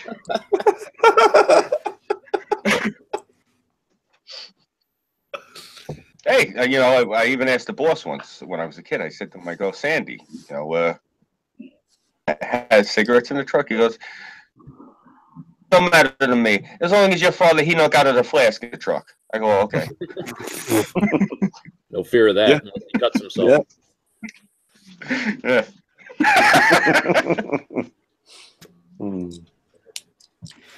I remember I had my first cigarette, and I never knew what burnt tastes like, but now I do. Now I do, and I never went back. I did it one time, and I never went back to smoking ever again. It was such an unpleasant experience. I smoked briefly in my teens. I was never a cigarette smoker. I was a cigar smoker. That was always my thing when I was younger. Same here. I loved a good Macanudo. What I smoked was cheap. You might laugh, but my weapon of choice was called the Swisher Sweet. I'm very familiar with those. You got the ones with the tips, right? No. Oh, you're an aristocrat. Okay.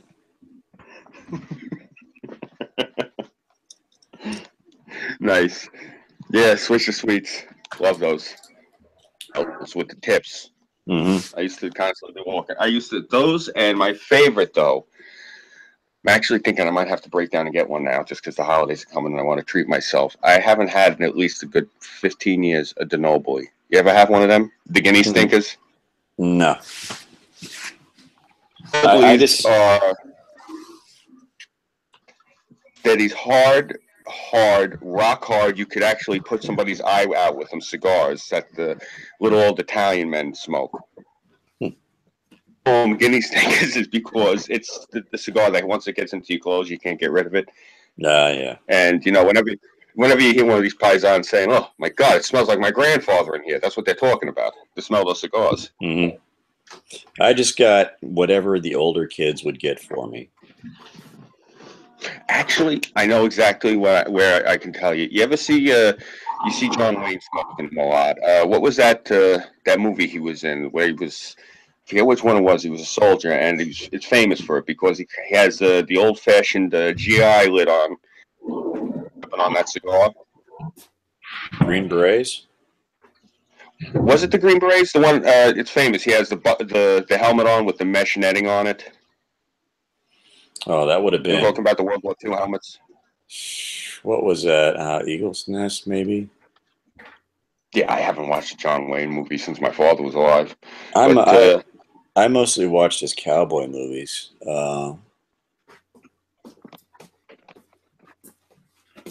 I'd have to look it up. Oh yeah, but when you see it, you see the cigar he's smoking. It's this little twisted up thing. It looks like a tree branch. Mm-hmm. That's a Denobly. Okay. Yeah. You know, it's weird. My father always watched his movies too, but then he would bitch. He'd call the man a chicken hawk because he actually never saw war. Okay. About Reagan once, and my father gave me a look that would have killed something. Oh man. I was going to say, wow, Burnside, what the hell are you doing? You're cranking out a novel over there? You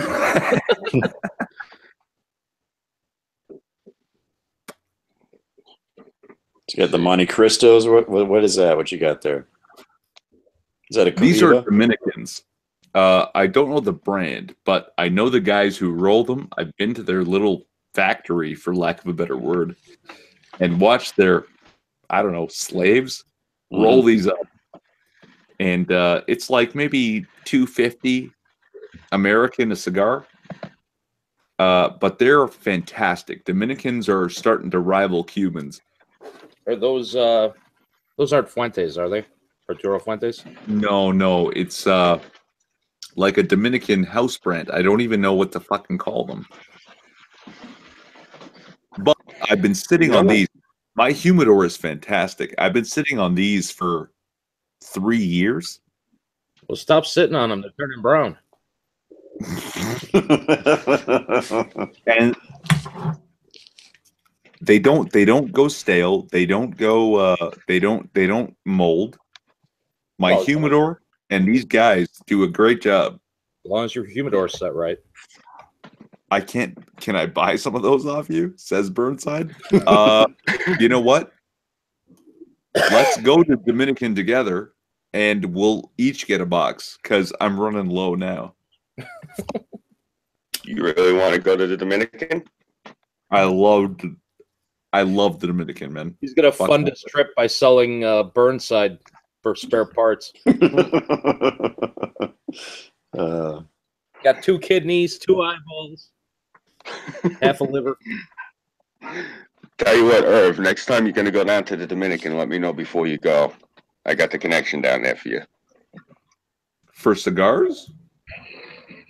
Bro, for the whole fucking island. Anything you need, just talk to me before you go, all right? You know, my dad was semi-famous down there. So, I don't know. I don't know what you got that I don't.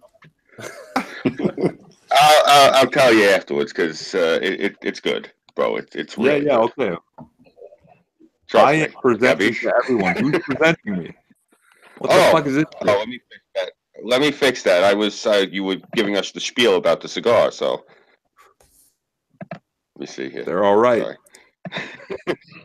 My bad. Sorry, I left it on. No, I do what you got to do, man. Holy shit, that is enough. Christ, Burnside, what the fuck? Well, to be fair, we can't hear him, so I know, this is but- his only way to communicate with us. But we can't keep up, man. Hey, Burnside, I got it. Burnside, you could always just turn your camera on and get a flashlight and do Morse code. Oh man.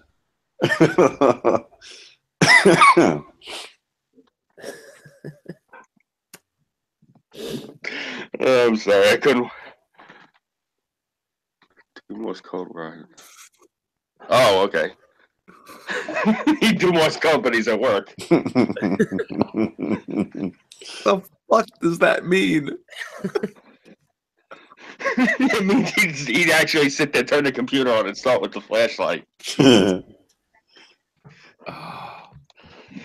It would be moot anyway. I don't think any of us know it. My sister actually knows Morse code fluently, but she's a couple of towns over, and I'm not going to go wake her up. Mm.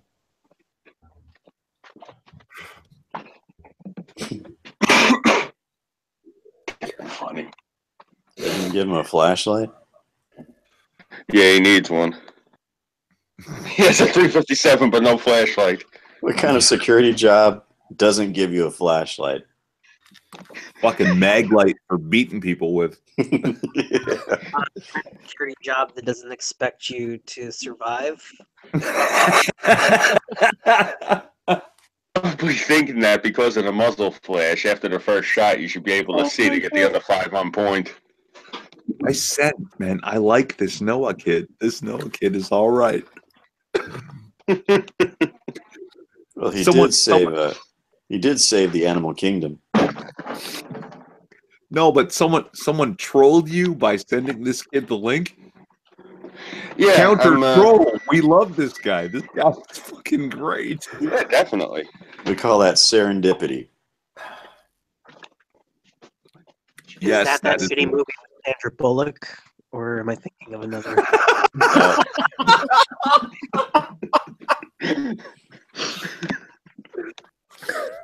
Oh, No, I no, don't know, the word Right. serendipity.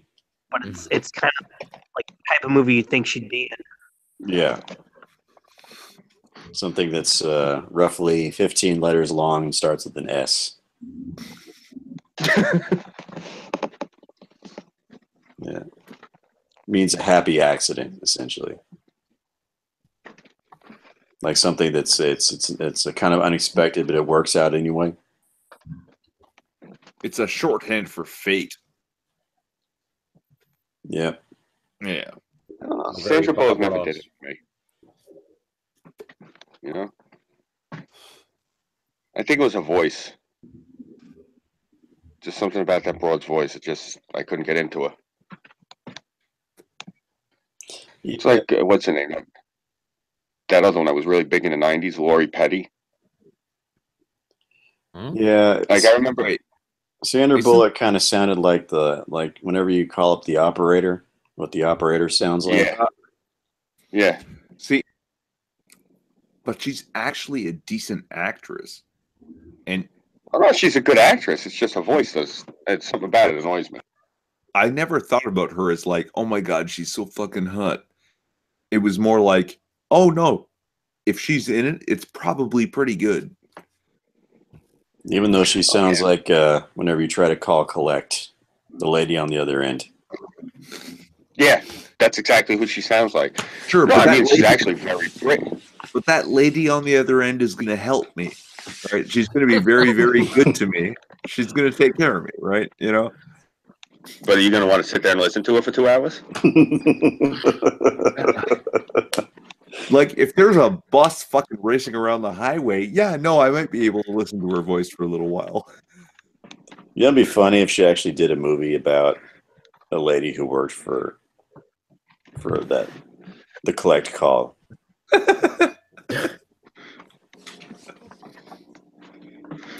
Stranger things have happened. Yeah. So I never thought she'd do it like an outer space movie, but she did. No, I got the perfect idea for a movie, okay?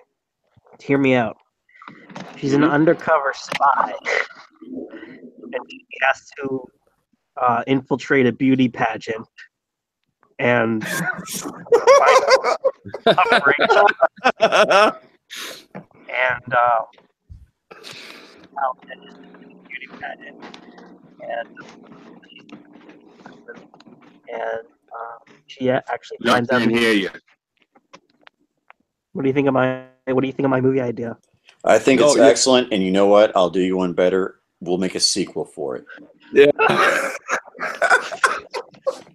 You're right. The material and the lore is so deep that You can't just fit it into one movie, man. You gotta expand that to a franchise. But you got to get rid of the male lead from the first one. He's not gonna do it. What was her name in the second one, the black girl? I can't. I'm drawing a complete blank. Her too. I didn't watch either of them. I don't even remember. I watched the second one I think I was drunk when I watched the second one. So she was Ice Cube's sister in Friday. And she was. She's been on a bunch of shows and been in a bunch of movies since then. But I remember she was in Boys in the Hood and she was in Friday, and that's when I got a poster of her. I got a thing for her. I can't was remember her name. she also in Enemy of the State? I believe so. Was that his wife? I don't remember. I actually seen that movie in theaters, but that was the last time I seen it. I saw it once and that was it. What the fuck is her name? I could wake my wife up, but she'll probably hit me. She's in a deep sleep. You woke me up for that. Yeah. I can't think of that girl's name. I have a question. Out of all the famous internet alt-right women, who would make the best wife? I don't really follow the old wife. Faith Goldie, for sure. All around? Definitely. That's not a question. Faith Goldie. She'll drop her job as long as you can provide for her. She's fucking. She'll trad wife the shit out of you. Name of the actress is Regina King. That's it. Thank you, Regina King. I should have remembered that. Her and Stacey Dash. I had a poster of the two of them. Oh, Stacey Dash. Stacey Dash. The eyes on that one. Let alone the body. Holy shit, the eyes. Whew. Oh, yeah. Yeah, she was in Enemy of the State. Yep. Yeah, she was.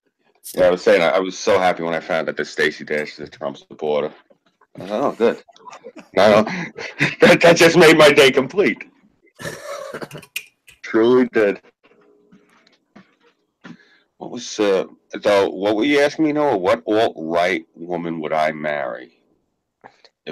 Rather would make a good wife. I guess I'll go with them on Faith Goldie. I don't follow the rest of them, and she's the only one that's not blonde. I'm not into blondes, so. Honestly, that too. And the other thing is, Faith Goldie is the only one whose name isn't some derivative of the name Laura or Lauren. Yeah. Seriously, they're all blonde, and you got the three blondes. You got Tommy Lauren, Laura Luma, and Lauren Southern. I don't even know if Lauren Southern counts as alt-right, man. Like, she's close, she's borderlining, but I don't know if she's really alt-right. Well, I don't even know if these people are alt-right. I thought at this point, isn't alt-right the guys with the fucking shaved heads and the SWAT stickers tattooed on their temples running down the street? No, straight to Faith Goldie is alt-right. Like, she is identitarian. Someone here is alt-right. I can smell it. No, none of us, actually. No, like, I'm not alt-right, but if Faith Goldie wanted me, it'd be like, yo, guys, I'm gone. I'm off with the alt-right. Where do I get my hair, or where do I get my hair done? Yeah.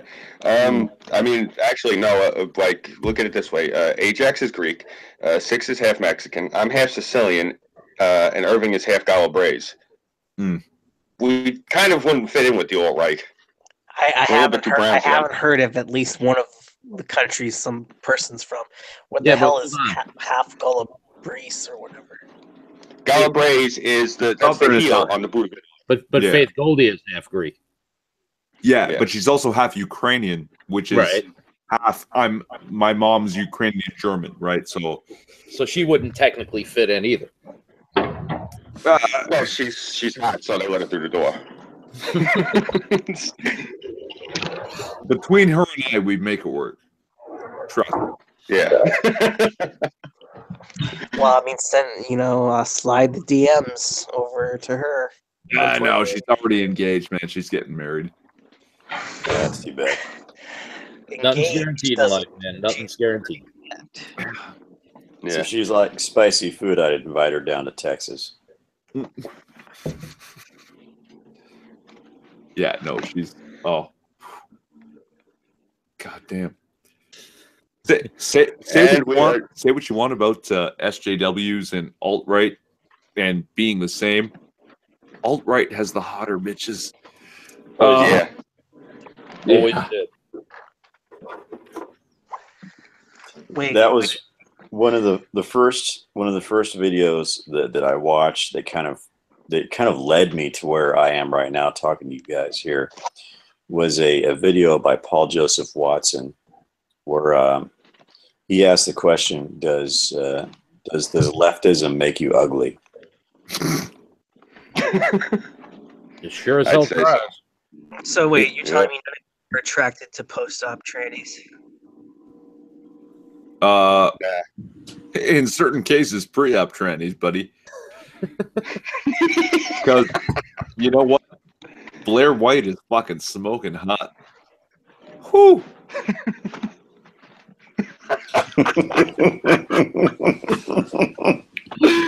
God bless you, Irv. Say what you want about me, all right? That woman, yeah, she's good to look That at. woman quote. No. Quote unquote. No. He's Look. Canadian. He's bound by law. No. Fuck law. She's the first person to tell you that she is XY male by birth and will die XY male. And that's a woman. I'm not. Yeah. I'll go with that too. I'll give Blair White that much.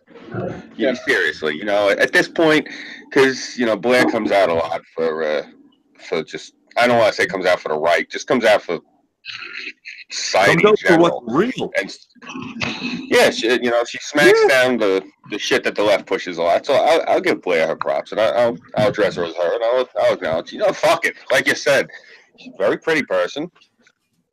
I'll give it to her. Yeah. Freaks me the fuck out. I'm not gonna lie. I'm being honest. Right? It does freak me the fuck out, but I'm being tolerant. She would be at least acknowledging of the fact that I'm not being mean when I say, look, just if I haven't met her, I tell her, look, I'm not gonna lie to you. It freaks me the fuck out. Talking with you. It's one of those things that got back of my neck. So something like that. I'm sorry. Got nothing against you, but I don't want to lie to you, poor girl. Tell her, I'm perfectly comfortable. What the hell? Whoa. Yo, are you roboting or did me? That was. I'm talking about, like, if I met Blair White, you're telling me in all honesty, you're looking at this person, and you know in the back of your head that this person is actually a man. Your brain isn't going to constantly be throwing up that fucking error message the whole conversation you're having with this person. It's just off. Again, I have nothing against Blair White. It's just one of those things. I'm being realistic. If I was having a conversation with her, it's going to be going on in the back of my head the whole conversation. Like, this is a fucking guy! It's going to be screaming at me. It's your own brain screaming at I wish I you. knew what you were saying, bro. Because I wish I knew. Yeah, no, that roboting. I lost the Damn, that was It sounded that pretty was epic. that was expert level roboting, man. Yeah. I wrote in chat, Scooby, Age of Ultron. Oh, so that was so funny that we can actually hear Burnside. No shit. I was going to start hyperventilating.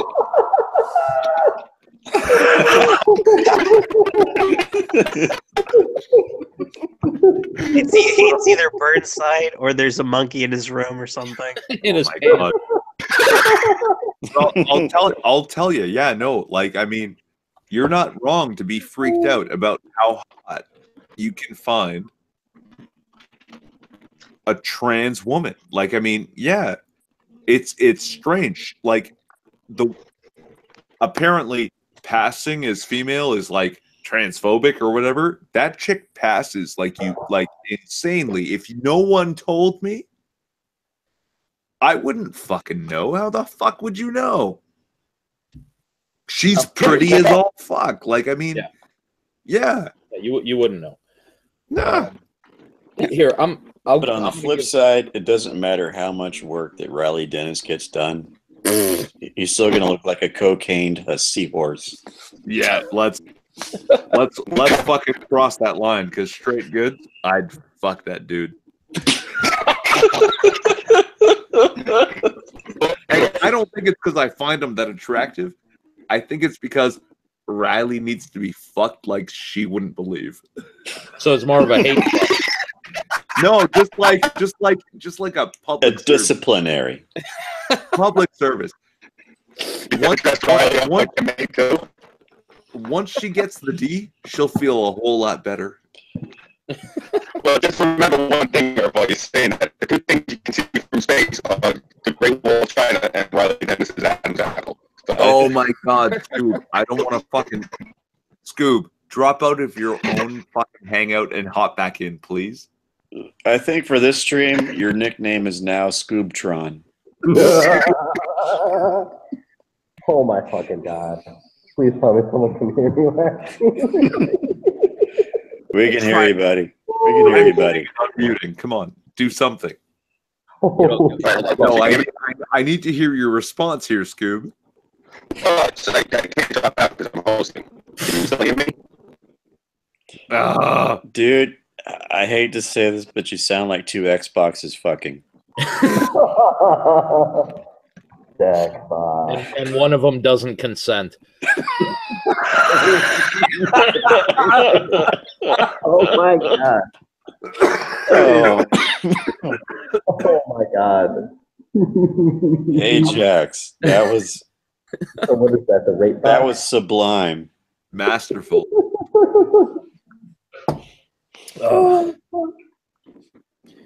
You know, getting back to Blair White, I got to give her this. In a time where if other trans people spoke up, they got jumped on, and she did get jumped on. She actually stuck to her guns and said, no, you don't speak for all trans people. Fuck you. You non-binary fucks who can't pick a side. Fuck you. You're not what we are. Yeah. I'm sorry. The whole non-binary two-spirit bullshit. No, I'm sorry. Two-spirit when is you very... talk- Let's ask Lee about two-spirit. Mm-hmm. Definitely. As a That's- sexual orientation? No, it's not an orientation. If it's But a they're spiritual saying thing for the natives, right? That they're like they're fucking shamans. Like No. it's not the same thing as a sexual orientation. It's been culturally appropriated. That's what I'm for saying. That's non-binary bullshit. I'm not saying two-spirit as far as an indigenous person goes. Yeah, I'm yeah. saying as far as this is my sexual orientation because I'm wolf on the weekends. Well, fuck you. You furry. No, that's fucking Nice. and we got Burnside going fuck because he wishes he could talk in the chat because he's talking about the quad-dimensional Right. trans non-binary brony lords and shit. That's what you're talking about there. I identify as a closet door. So half of you's in the closet, half of you's out of the closet. Yeah. Can't technically Basically. be in the closet if I am the closet. Yeah, I know. Oh God, I forgot what it was. The wife was talking about somebody one day. No, it was my daughter. She was saying, this kid at school, and I knew the kid. She's like, he came out as gay. I said, sweetheart, that boy's so fucking far in the closet. He's halfway in Narnia.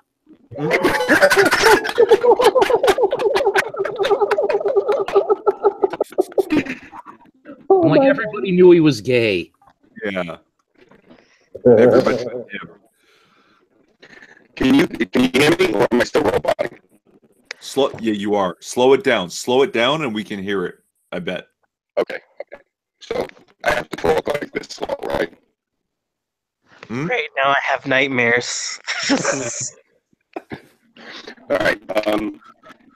The term in the closet, I didn't know what that meant when I was a kid because I'm the youngest of 7 and I live in a small house. So we didn't have enough room.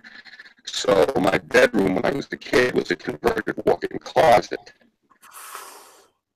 So when people were talking about coming out of the closet, I just thought that they meant one of their siblings moved out and they finally got their own bedroom. Holy shit. On the other hand, I wasn't wrong in thinking, my God, Scooby is truly a magical person because you're basically Harry Potter. That That's what both hands serve.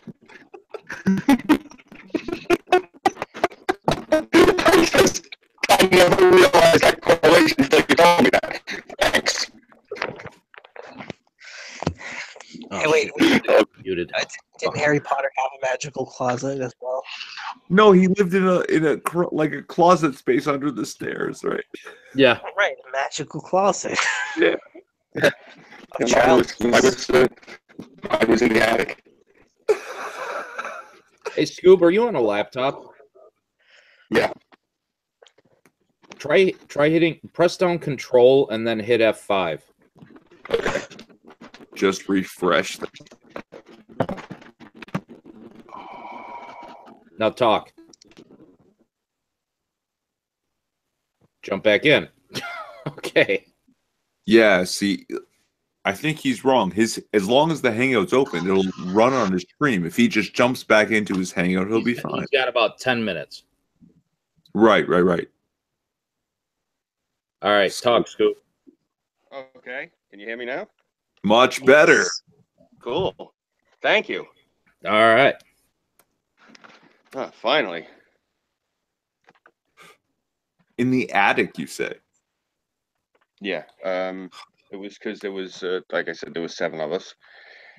So it was at the time before we built the room I'm using now. There was only 2 bedrooms. So 2 of my sisters, they had the bedroom that they shared upstairs. My parents had a bedroom. By that point, my other sister, 2 of my eldest sisters had already moved out. Another one was actually 3 of them were moving out when I was very little. But my other sister had bought the house 2 houses over. So by the time I was born, they were able to get rid of the fold-up couches in the living room because my sisters used to have to sleep on the couches, and my brother was down in the basement. So yeah, it was the first house the family ever bought when we came to this country. You know, the family lived in Brooklyn for years, and then they bought this house. So yeah, I remember when I was a kid, I used to think when people were saying that they were in the closet, oh, don't worry, you'll get a room someday. I only have one problem with the acceptance of the current acceptance of homosexuality and the LGBT community, and that's I can no longer listen to "I'm Coming Out" without feeling really bad about myself. Well, actually, no. Actually, I mean, people are supportive, I guess, and they, they clap and they say, "Good job there, Noah." But understand, Noah, in the coming years, coming out as straight is going to be a thing. Yeah. Yeah. That's great. So you may get that joy back. I don't know. That joy back. That's right. Well, I don't know. Noah, are you the gay? I am not gay. I am straight. Oh, so okay. You don't have the gay. Good. I don't have. If I were gay, I would only be gay for one man, and his name is Tommy Wiseau. Who? Tommy Wiseau. So I arrived back to a Hitler rave. What have Yeah. you guys been doing since I was... Look, I saw that like many years ago. Mhm. The people on the 4chan were posting that, and it's like, what do you need on 4chan? We need a new board /NAZ. It's mainly a party board.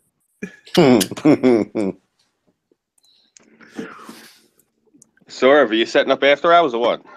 Yeah, for sure. All right, Oh, cool. because we're 10 minutes over, right? Yeah. Well, I started going all Scooby Ultron, so I wasn't able to say anything when. Right. No, yeah.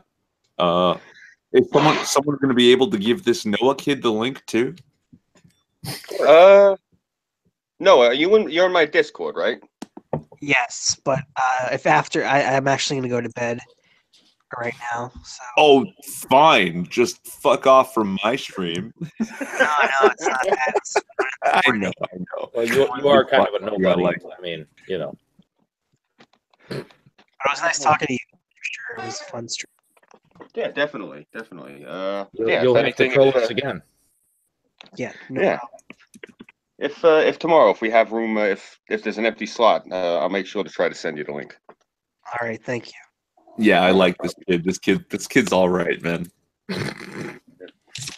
All right or alt right? What? Both. Both. A wise man once said, "Good night, all right." One said, "Shut up." Good night, all right. All right. So that was interesting. He's on Discord under the handle of Hero, I think 264. He's Diogenes' friend. Oh, that's who that is.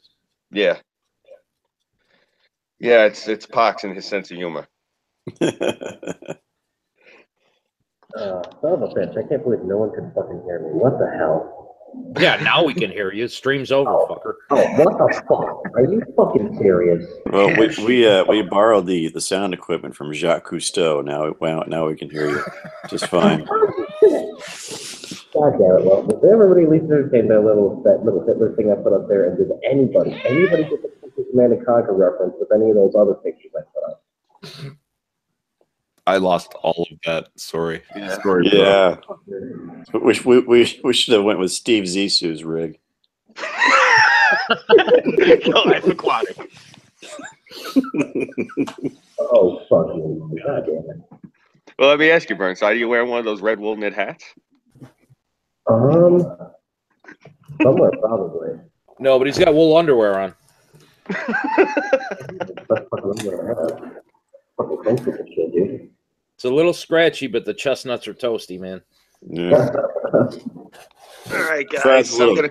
little cushion if you're sitting on a hard seat. All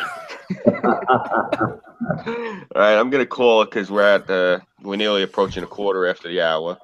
Hi. We're gonna go through our outro. You guys get that picture I sent you, the accuracy test? What, the picture you sent before? I think I saw it. Yay!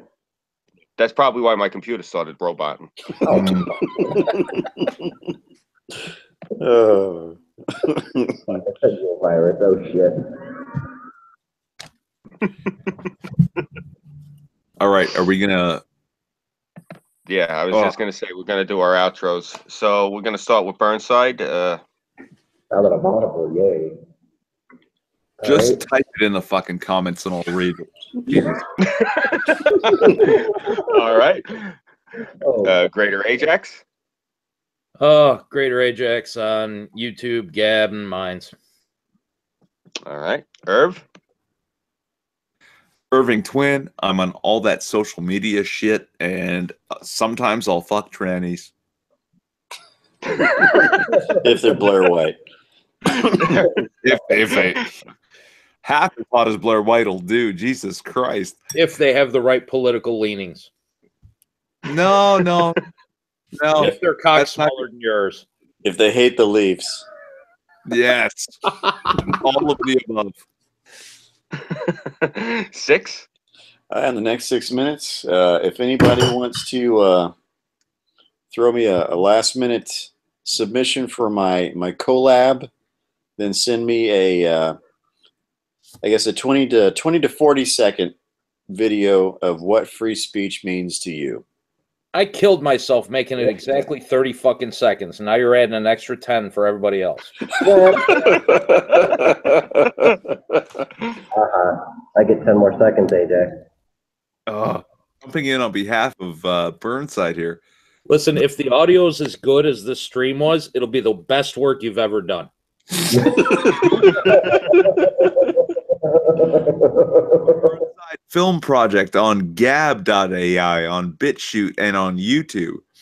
He will get a new Minds account on Twitter, Burnside_bums. Not to be confused with Bumside_Burns. And I am, of course, Scooby331. You can follow me here on YouTube. I am on Minds and I am on Gab AI.